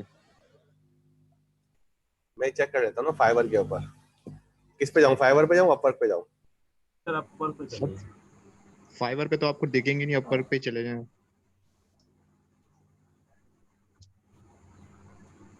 सर उसके अलावा Q4 के एग्जाम कब से शुरू होंगे, इसका कुछ आइडिया दे दें। अच्छा सर आपसे एक बात और ये पूछनी थी सर, ये जो हम डीप लर्निंग में हम काफ़ी माशाल्लाह कर भी चुके हैं सर, इसमें अगर हम डेटा एनालिसिस को भी थोड़ा सा लेके चलें, क्योंकि इसके साथ आसानी हो जाती है बहुत से कामों में ना। और डेटा एनालिसिस से क्या मतलब है आपका? मतलब यानी कि जैसे डेटा को किस तरह उससे पहले तो उसकी क्लीनिंग करके फिर उसको एक अच्छे फॉर्म में एनालाइज करवा सकें। देखो डेटा एनालिसिस तो हमारी मशीन लर्निंग का पार्ट है ना। हम डेटा को उठाते हैं, उसके अंदर से जो है वो डेटा को जो है बहुत है ना सर, इसलिए कह रहा था। मतलब इसका काम इतना कंपैरेटिवली हार्ड नहीं है जितना मशीन लर्निंग का है। मैं आपकी बात समझ रहा हूँ, लेकिन मैं आपसे पूछना चाह रहा हूँ कि आप मुझे सिनेरियो बताऊं तो मैं आपको बताऊं कि भाई इसमें जैसे कि सर अभी मैं ये जो सर्वे होते रहते हैं, तो हमने किसी को भी इलेक्शन पे सर्वे, कोई पार्टी चाहती है कि भाई उसको इलेक्शन जीतना है इस कराची में ही, तो वो हमें क्या करेगा, सैम्पलिंग डेटा दे देगा, मुख्तलिफ लोगों के रवैये दे देगा, तो हमें क्या उसको एनालाइज करके बताना है भाई। अभी कोई एग्जांपल सिनेरियो है तो अभी मुझे बताओ।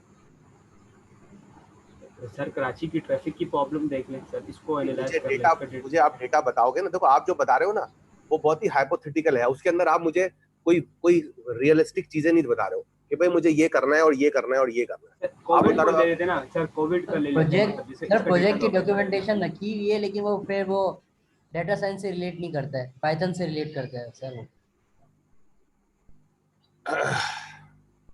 सर जैसे पिछले दिनों में काम कर रहा था, ये ज़मीन.pk का डेटा सेट है, तो कराची के रेट बता रहे थे, इसको एनालाइज कर रहे थे कि कराची की प्लॉट की प्राइस क्यों महंगे मतलब कंपैरेटिवली दूसरे शहरों से, तो उसके सर्टेन रीजन पे मतलब जिसे मैं कहना चाह रहा हूँ। सर मैंने एक लिंक शेयर किया चैट में, अगर ये खोलना आप तो ये मतलब इसको डिफाइन भी कर दूँ, थोड़ा सा हमारे लेवल का थोड़ा सा लग रहा है, तो देखिएगा सर।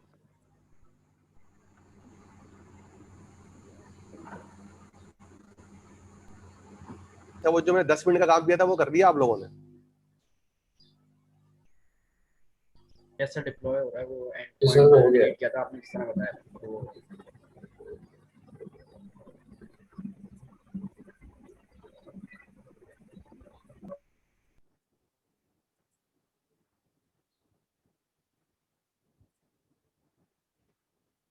सर इसमें सेज मेकर के बाद हम उस पे भी आएंगे कंप्यूटर विजन के ऊपर, कोर्स आउटलाइन के अंदर का है इसमें।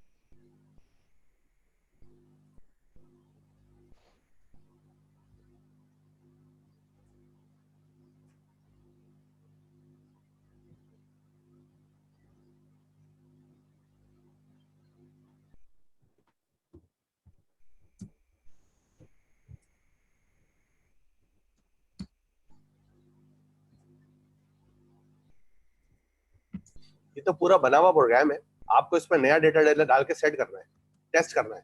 मतलब इसमें जो डेटा दिया हुआ है उसकी जगह अपना डेटा डाल के सेट टेस्ट करना है। तो इसे गुड थिंग। अब इसके अंदर तुम्हारे ख्याल में क्या मसला हो रहा है तुम्हें, जिसकी वजह से तुम परेशान हो रहे हो?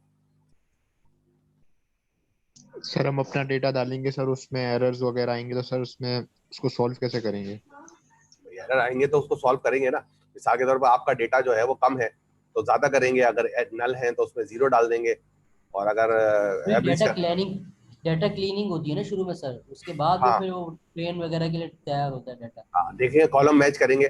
ये काम तो हम यहाँ पर ऑलरेडी कर चुके हैं। अभी रिसेंटली जो है वो हमने एक बैंकिंग और बूस्टन हाउसिंग वाला किया था, कि वो जो बोस्टन हाउस प्राइसिंग था उसके बाद जो किताब वाले ने डेटा इस्तेमाल किया था वो 13 कॉलम का था, हमने किस तरह उसको 15 कॉलम में चला दिया।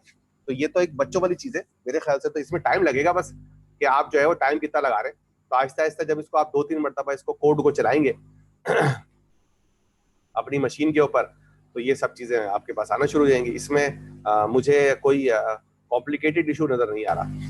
अब उसमें एक्यूरेसी कितनी आ रही है नहीं आ रही है वो आपको देखनी पड़ेगी। सर यानी हमें अपना डेटा सेट को टेस्ट करना है, उसका अपना नहीं है, यानी हमें अपने डेटा सेट से सेट। ये पूरा बना हुआ प्रोग्राम है, आपको इस प्रोग्राम को चलाना है। सबसे पहले जो इसके अवेलेबल डेटा सेट है उससे आपको इस प्रोग्राम को चलाना है। जब ये प्रोग्राम चल जाए तो आप आपके अंदर कोई नया डेटा सेट जाकर इस प्रोग्राम को आप टेस्ट करें, जो कि एक कोई से भी डेटा सेट लाएंगे अपना बनाएंगे। अब ये आपको इसको ये आपको देना पड़ेगा, आपको ये जब उसको बिट करेंगे, ये आपको जब बिट करेंगे तो आपसे ये सवाल करेगा ये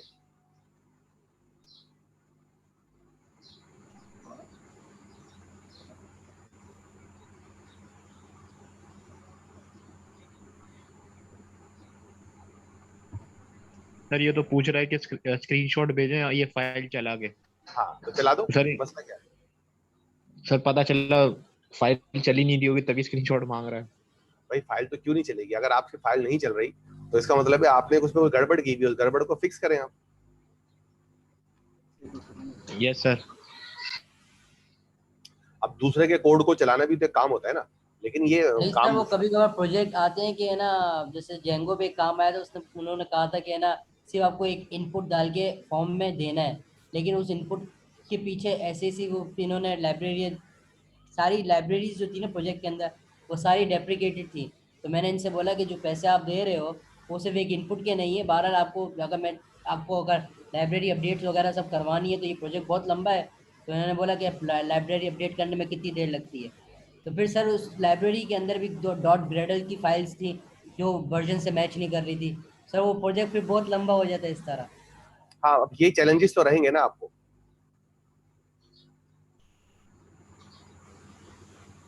ये चैलेंजेस तो रहेंगे। एनीवे, अच्छा अब हमारा जो नेक्स्ट चैलेंज है जिसको हम अभी डिस्कस करेंगे और फिर अगली क्लास के अंदर हम बनाएंगे। एक तो XGBoost जो है वो आपको बनाकर देना है, मुझे दिखाना है। अब हमारे पास जो नया चैलेंज है वो है स्पार्स डेटा सेट का। सर एक चीज सर, वही एरर दोबारा से आ रहा है, तो पिछले वाले डेटा सेट में था ना कि वो कांट सेट एट्रीब्यूट, तो फिर उसमें भी सर वही वाली लाइन में कमेंट कर दूं। हाँ बिल्कुल सेम वही एरर आ रहा है। सेम वही एरर आ रहा है।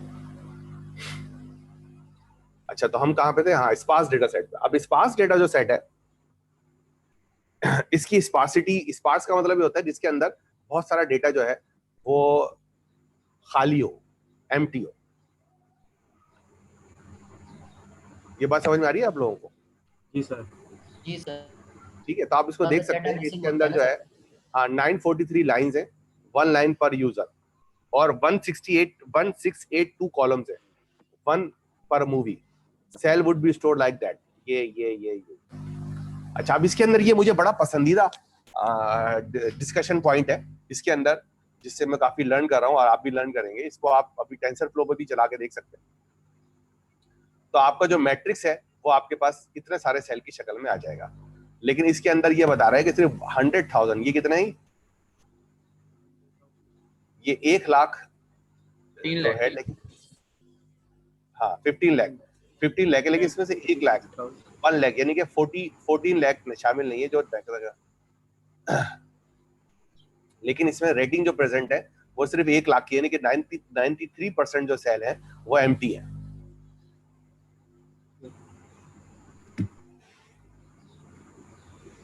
अब आप क्या करेंगे ऐसा सिनेरियो के अंदर? सर ये इस सिनेरियो में सर ये भी तो देखना इम्पोर्टेंट होता है कि ये जो डेटा है वो मतलब यानी कि वो किसी चीज़ पर डिपेंड तो नहीं कर रहा था, मतलब किसी यूजर ने गलत इन्फॉर्मेशन दी हुई है या। हाँ ये सारी चीजें तो हर चीज में होंगी ना सर। इसमें ड्रॉप एने वैसे अगर इस तरह के डेटा सेट वगैरह आते तो इसमें से ये देखना पड़ता है कि जो कॉलम या कोई पूरा जो कॉलम दिया हुआ है ना। देखो हमेशा एक बात याद रखो, ये मेरी बात सुनो, हमेशा एक बात रखो कि चीटिंग जो है वो आर्टिफिशियल इंटेलिजेंस का एक हिस्सा नहीं है। चीटिंग अलग से डील होती है ना।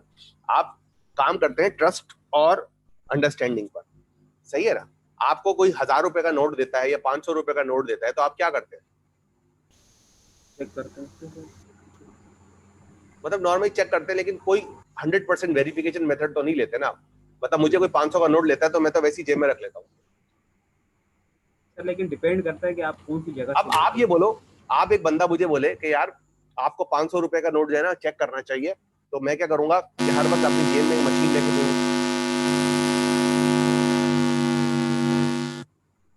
हर वक्त जो है वो जेब में एक मशीन लेके फिरूं और 500 के नोट को। तो बहुत सारी चीजें ट्रस्ट पे होती है ना। अब बहुत सारे लोग हैं, उनकी शादी होती है, खवातीन की शादी होती है, तो बाद में पता लगता है कि लड़का जो है वो गंजा था, उसने तस्वीर ऐसी दी हुई थी जिसमें गंजा नजर नहीं आ रहा था। तो ये तो नॉर्मल सिनेरियो है ना, ये तो एक्सेप्शन चलता है। एक दोस्त है वो आपसे कहता है, यार कोई बंदा है वो आपसे कहता है आकर कि यार मुझे फला चीज के लिए हेल्प चाहिए, और वो आपसे चीटिंग कर लेता है। तो ये नॉर्मल बिहेवियर हर जगह आता है, एक्सेप्शन हर जगह एग्जिस्ट करती है। तो हम जो है जब भी कोई काम करते हैं वो एक्सेप्शन के ऊपर काम नहीं करते, एक नॉर्मल प्रोबेबिलिटी पे काम करते हैं ना। एक गाड़ी के अंदर स्पेयर टायर कितने होते हैं? एक होता है। इस बात की क्या गारंटी है कि अगर पहला पंक्चर हो गया तो दूसरा नहीं होगा? जितनी पहले की है ना। अब एक बंदा इस पे बहस करना शुरू कर दे कि सर अगर पहला वाला टायर पंक्चर हो चुका है, अब आपने तो स्टेपनी लगा ली, अब फिर दोबारा टायर पंक्चर हो गया, अब क्या होगा? तो ये सब एक्सेप्शनल चीज है ना। मैं बताऊं, ये सब एक्सेप्शनल चीज है। हम जब मशीन लर्निंग में किसी भी काम के अंदर, चाहे वो डेटा एनालिसिस हो, इसके अंदर हम काम करते हैं प्रोबेबिलिटीज के ऊपर, पॉसिबिलिटीज के ऊपर, एक्सेप्शन के ऊपर काम नहीं कर सकते कि अगर ये हुआ और ये हुआ और ये हुआ तो कैसे होगा। मतलब मार्स के ऊपर एक रॉकेट जा रहा था, वो अगर दूसरे रॉकेट से टकराया और उससे एक जो है वो एक पत्थर से टकराया और वो पत्थर मेरा सीधे सर पे आके गिर गया तो मेरा क्या होगा? दैट मे हैपन, लेकिन क्या कर सकते हैं आप?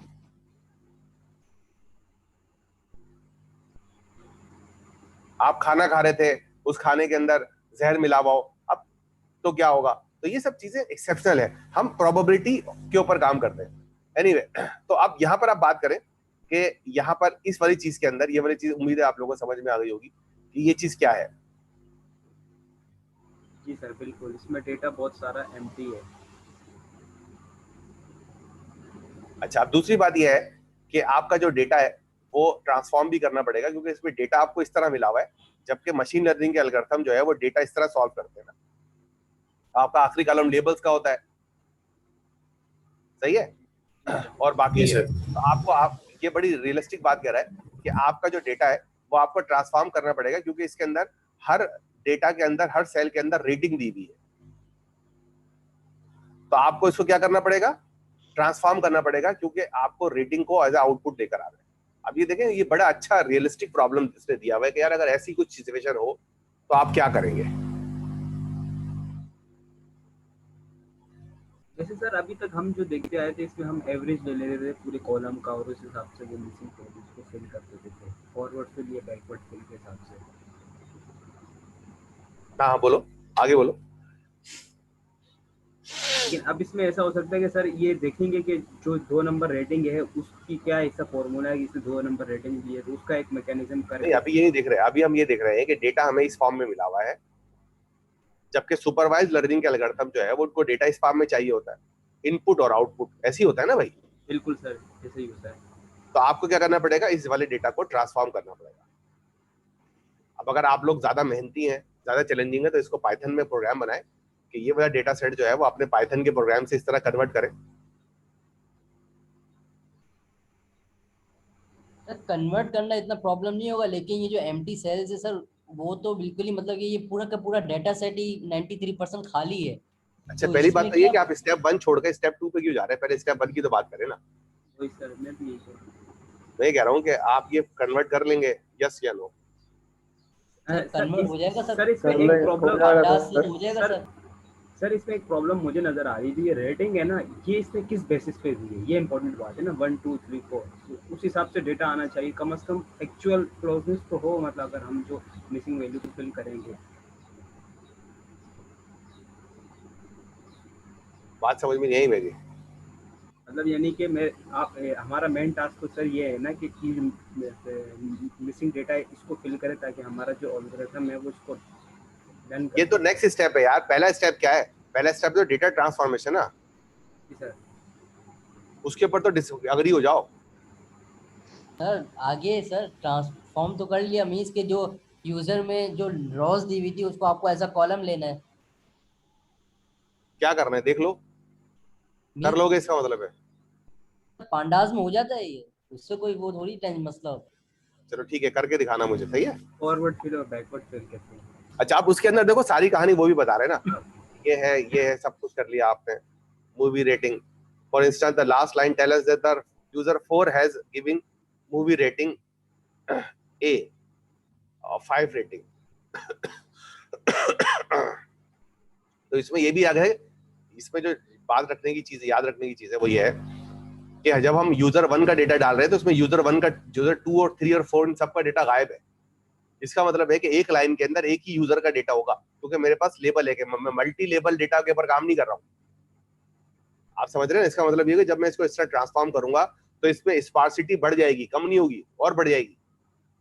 यहाँ तो फिर भी थोड़ी कम है, यहाँ पे और ज्यादा हो जाएगी, क्योंकि मैं एक यूजर की रिव्यू लूंगा, फिर दूसरे की, फिर तीसरे की, फिर चौथे की, तो उतनी रोज जो है मैं बढ़ाता रहूंगा। यूजर के कॉलम जो है उनके अंदर एक को छोड़कर बाकी सारे ब्लैंक होंगे। अगर मेरे पास 1000 यूजर हैं तो मैं एक कॉलम की यूजर 1 के अंदर अगर मैं 1 लिखूंगा, सही है, तो बाकी सारे कॉलम के अंदर मैं 0 रख रहा हूँ। राइट और रॉन्ग? सही है sir. Yes sir, yes sir. तो ये सब चीजें जो है अच्छा, इसके अंदर जो मिलियन का डेटा चला हुआ है, टोटल सेल इज 256, देयर 0.064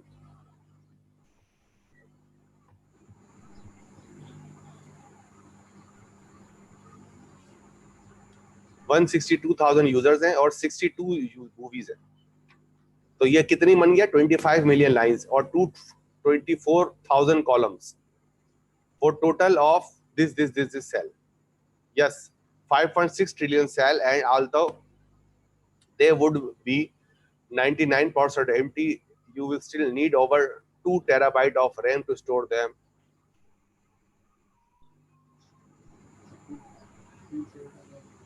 अब इसके लिए हम क्या करेंगे? स्पार्स मैट्रिक यूज करेंगे। सही है सर, सही। ठीक है, तो इसके लिए हमारे पास जो है स्पार्स मैट्रिक्स, मैं ऐसे ही चेक कर रहा हूँ। तो इसका मतलब है SciPy के अंदर स्पार्स मैट्रिक्स नाम की एक चीज मौजूद है। मैं इस पे ज्यादा डिटेल में जा रहा है क्योंकि हम यहाँ पे डिस्कस करेंगे। SciPy has the exactly object we need. सही है। तो इसका मतलब है कि आप जो है ऐसे कामों के लिए स्पार्स मैट्रिक्स यूज करेंगे और उसके लिए SciPy के अंदर, NumPy में तो नहीं है लेकिन SciPy के अंदर डेटा जो है इसको आप यूज कर सकते हैं। यहां तक कोई कंफ्यूजन हो तो बता दो। No sir.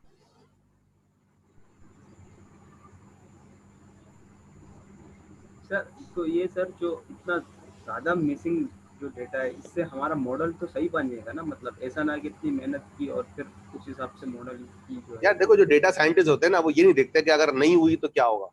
ऐसे तो कभी एक्सपेरिमेंट चल ही नहीं सकते।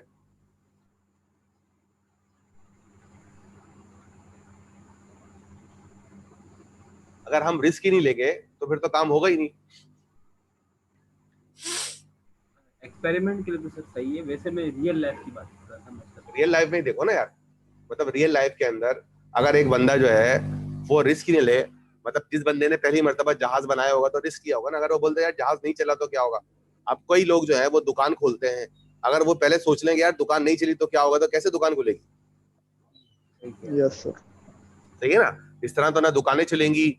अब आप यूनिवर्सिटी ज्वाइन करते हैं, यूनिवर्सिटी ज्वाइन करने से पहले आप अगर सोच लेंगे यार मुझे यूनिवर्सिटी के बाद जॉब नहीं मिली तो क्या होगा, तो फिर तो सारे मसले बंद हो जाएंगे ना। अगर हम यही सोचना शुरू कर दें फिर तो शादियां भी नहीं हो सकेंगी। हर आदमी बोलेगा शादी के बाद अगर मेरी शादी कामयाब नहीं हो सकी तो मैं क्या करूंगा।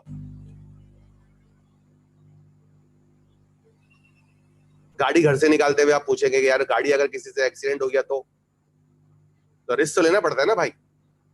तो ये वाली चीज छोड़ दें कि यार काम अगर नहीं हुआ तो क्या होगा। काम नहीं होगा तो नहीं होगा, तजुर्बा तो आ जाएगा ना यार। अब मसला ये है कि स्पार्स में जो NumPy का मैट्रिक्स थे वो तो आप सेव कर लेते थे ना पैंडा, CSV वगैरह के अंदर। आप इसको कैसे सेव करेंगे, ये भी एक चैलेंज है। आप यार समझ में आ रही है ना बात। मतलब जब मेरे पास कॉलम वाइज डेटा था, जो सिंगल कॉलम के अंदर डेटा था, तो मेरे पास चीजें बड़ी आसान थी। मैं उसको पेंडास में सेव कर लेता था, .csv करके CSV फॉर्मेट में सेव कर लेता था, JSON में कर लेता था। लेकिन ये बहुत बड़ा डेटा है, बहुत बड़ा डेटा को आपने स्पार्स मैट्रिक्स में सेव कर लिया है, तो इसको फाइल में कैसे सेव करेंगे। तो इसके लिए इन्होंने जो है वो प्रोटोबफ और रिकॉर्ड आयो नाम का एक सिस्टम भी बनाया हुआ है।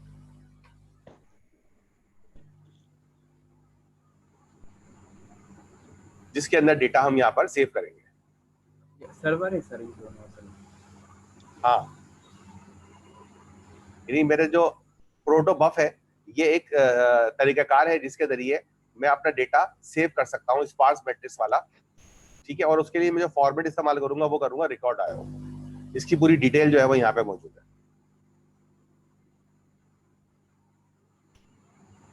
तो फिर लोड भी इसी तरह ही हो जाएगा सर ना ये अगेन से। तो अब हमारे दो चीज आ गई। डेटा हमारा जो है वो रिकॉर्ड आयो फॉर्मेट में, प्रोटोबफ इनकोडेड डेटा जो है वो रिकॉर्ड आयो फॉर्मेट में सेव हो रहा है। और हम डेटा उठाकर किस पे लेकर आ रहे हैं, SciPy के अंदर। तो दो काम हमारे खत्म हो गए।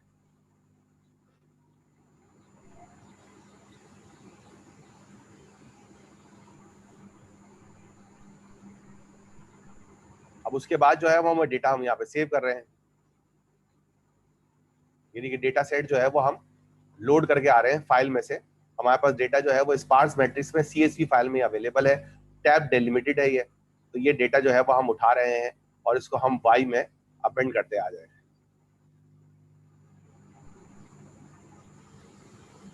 ठीक है। अब मैं स्पार्स के लिए हमने स्पार्स से जो है वो LIL मैट्रिक्स जो है वो हमने इंपोर्ट किया हुआ है, तो लो स्पार्सिटी मैट्रिक्स है, और उसके अंदर हम ये डेटा अपेंड करते जा रहे हैं।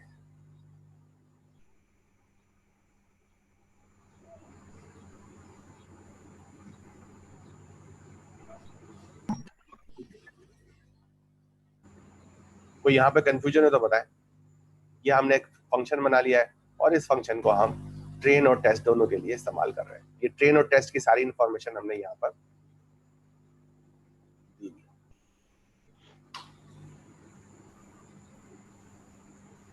और ये डेटा कहाँ साइज से कैसे डिफाइन किया, जरा ये बता दो प्रॉपर। ये नंबर ऑफ रेटिंग ट्रेनिंग की इतनी रख ली है हमने, 2.5 से 1000। ये हमने 10% रखा है तकरीबन। सर ये मतलब अपनी तरफ से रखी है, कोई वो नहीं है कि एग्जैक्ट नंबर ये होना चाहिए फिर? भाई हम डेटा साइंटिस्ट हैं, हम अपनी मर्जी से करेंगे ना यार। लेकिन नॉर्मली 10% 20% यही रेशो होता है ना।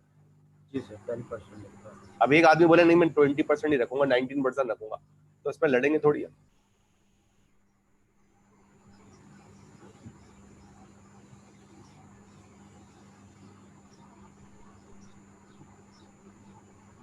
अब उसके बाद जो है वो डेटा जो है वो हम कन्वर्ट कर रहे हैं अपने रिकॉर्ड फाइल के अंदर, और उसके बाद जो है डेटा को हम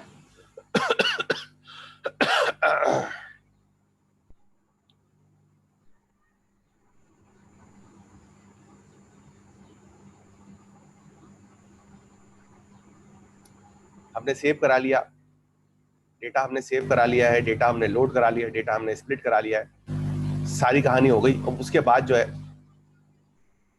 वो वही बाकी सब चीजें हैं जो हम करते रह गए हैं। ठीक है, write data set to protobuf, write data set, test data, और ये सारा डेटा जो है ये हमारे पास इस कमांड के जरिए Amazon सेज में करके स्टोरेज एरिया के अंदर चला जाएगा।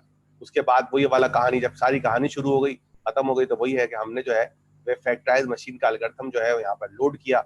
ठीक है, इसको हमने बताया कंटेनर मेरा ये वाला है, और रोल जो है वो मेरा ये वाला एग्जीक्यूशन रोल है, इंस्टेंस मेरा ये है, ये मेरी मशीन है, और मेरा डेटा जो है वो यहाँ पर आउटपुट के तौर पर मुझे यहाँ पर दे देगा। और फिर मैंने यहाँ पर अपने हाइपर पैरामीटर की इंफॉर्मेशन भी दे दी कि मेरे पास number of features, regressor, factor, ये सारी इंफॉर्मेशन, इपॉक कितनी होंगी, ये सारी मैंने बता दिया। सर नमाज ब्रेक? अब क्लास खत्म ही होने वाली है, 10 मिनट और ही रुक जाओ, नमाज का टाइम तो निकाल ही दिया आप लोगों ने।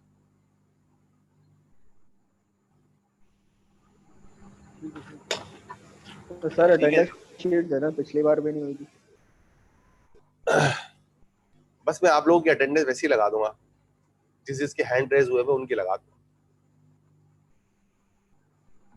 स्क्रीन छोड़ लेंगे पार्टिसिपेंट के नाम आ रहे हैं ना, कम से कम अपने नाम सही लिख दो। अब उसका जो हवावे वाले का है ना, उसका नाम फंस जाएगा मेरे पास। मैं वैसे ही भेज दूंगा कि भाई हवावे कोई है, कोई देख लो जाए।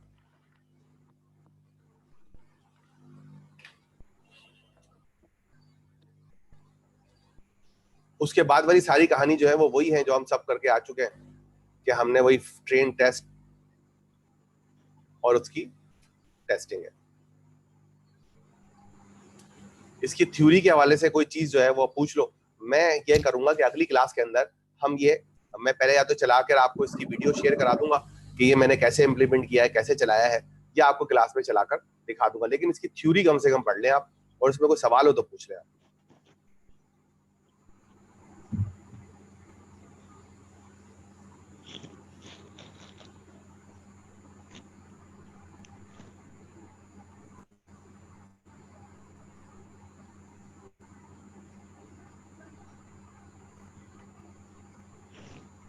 अगली क्लास के अंदर हम ये वाली चीज ही पढ़ लेंगे, PCA। ये as we can see there is a unsupervised learning algorithm।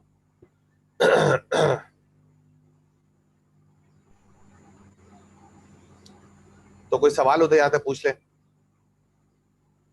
एक मरतबा पढ़ लें, 5 मिनट है आप लोगों के पास। इसका लाइन नंबर 1 से लाइन नंबर 10 तक सब पढ़ लें, और मुझे बताएं कि आप कहाँ कहाँ पे क्यों क्यों फंस रहे हैं, जब तक मैं आप लोगों के लिए अटेंडेंस शीट बना देता हूँ। सही है?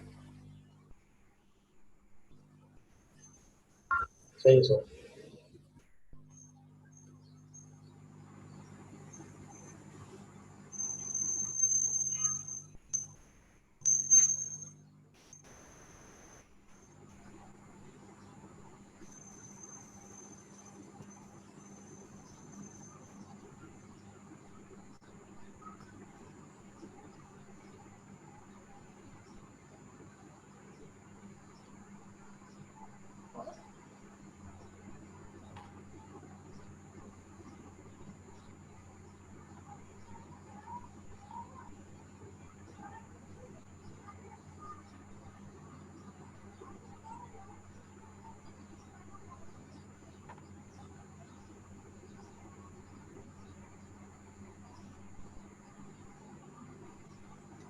अच्छा जी, अटेंडेंस शीट जो है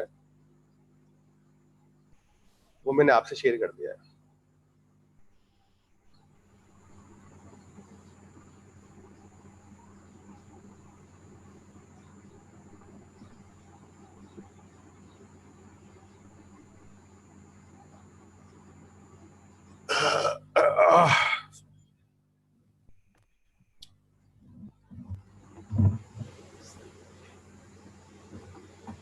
कोई सवाल है तो भाई कर लें, जरा एक मरतबा ईमानदारी से पढ़ लें ताकि बाद में मसला ना हो।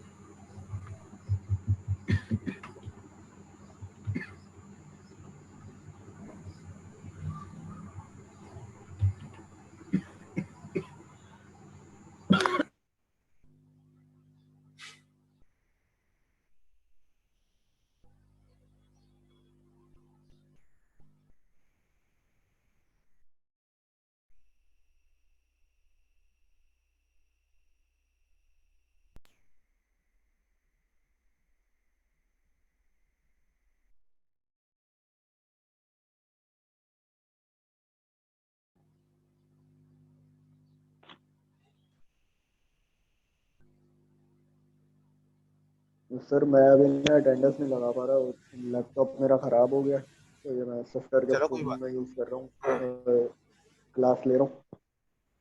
ठीक है।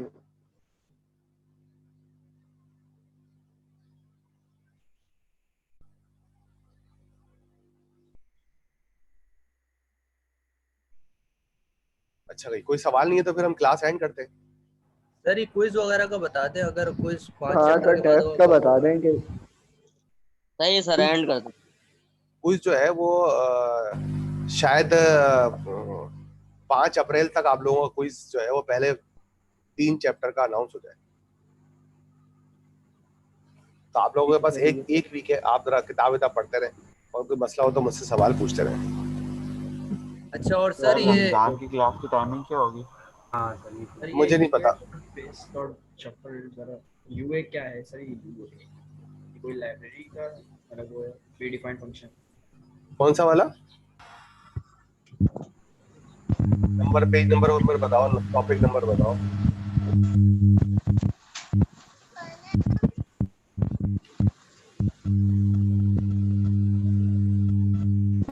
नंबर बताओ सर 141 पर 0.5 है।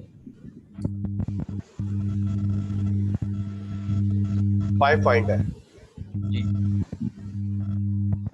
अभी देखो ना, ये यूए बेस ऊपर कहीं ना कहीं से इस्तेमाल किया गया होगा ना, या तो ये इसका हार्ड कोडेड वो होगा, जैसे कोई पैरामीटर होगा। ये लोड डेटा सेट जो है ये ऊपर है ना, इसके अंदर आप फाइल का नेम बता रहे हैं। 4 नंबर पे लोड डेटा सेट का फंक्शन है, उसमें पहला फाइल का नेम है, उसके बाद लाइंस है, उसके बाद कॉलम्स है। तो आप जो है यहाँ पर ये UA dot base dot shuffled जो है ये फाइल का नाम हो गया। उसके बाद दूसरा वाला नंबर ऑफ कॉलम्स हो, लाइन हो गई, उसके बाद नंबर ऑफ कॉलम हो।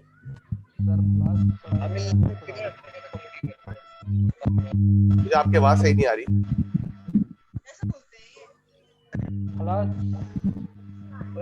बस चाय अच्छा तो ये इस फाइल का नाम है जो हमने यहाँ पर डेटा सेव करते हुए शायद पीछे कहीं रखा है। हाँ, इस फाइल का नाम है यूए बेस्ड शफल। सर ये पैरामीटर ले रहा फाइल नेम पर। मेरे पास देखो, फाइल जब मैंने डब्ल्यूगेट की थी, फाइल ये जिप की फॉर्म में थी, मैंने इसको अनजिप किया तो मेरे पास जो है वो 2 फाइलें, या ये जो यूए बेस्ड शफल।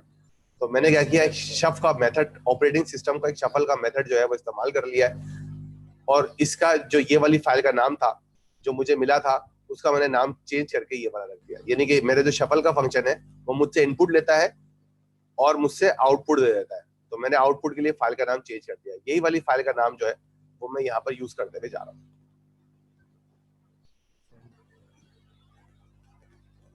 ठीक है भाई, और कोई सवाल? सर ये एक और है कि क्या नाम है इसकी सेज मेकर 5 चैप्टर के बाद हम दूसरे वाले कंप्यूटर विजन की तरफ जाएंगे या इस क्वार्टर में सिर्फ सेज मेकर पढ़ेंगे? नहीं, हम कंप्यूटर विजन की तरफ जाएंगे।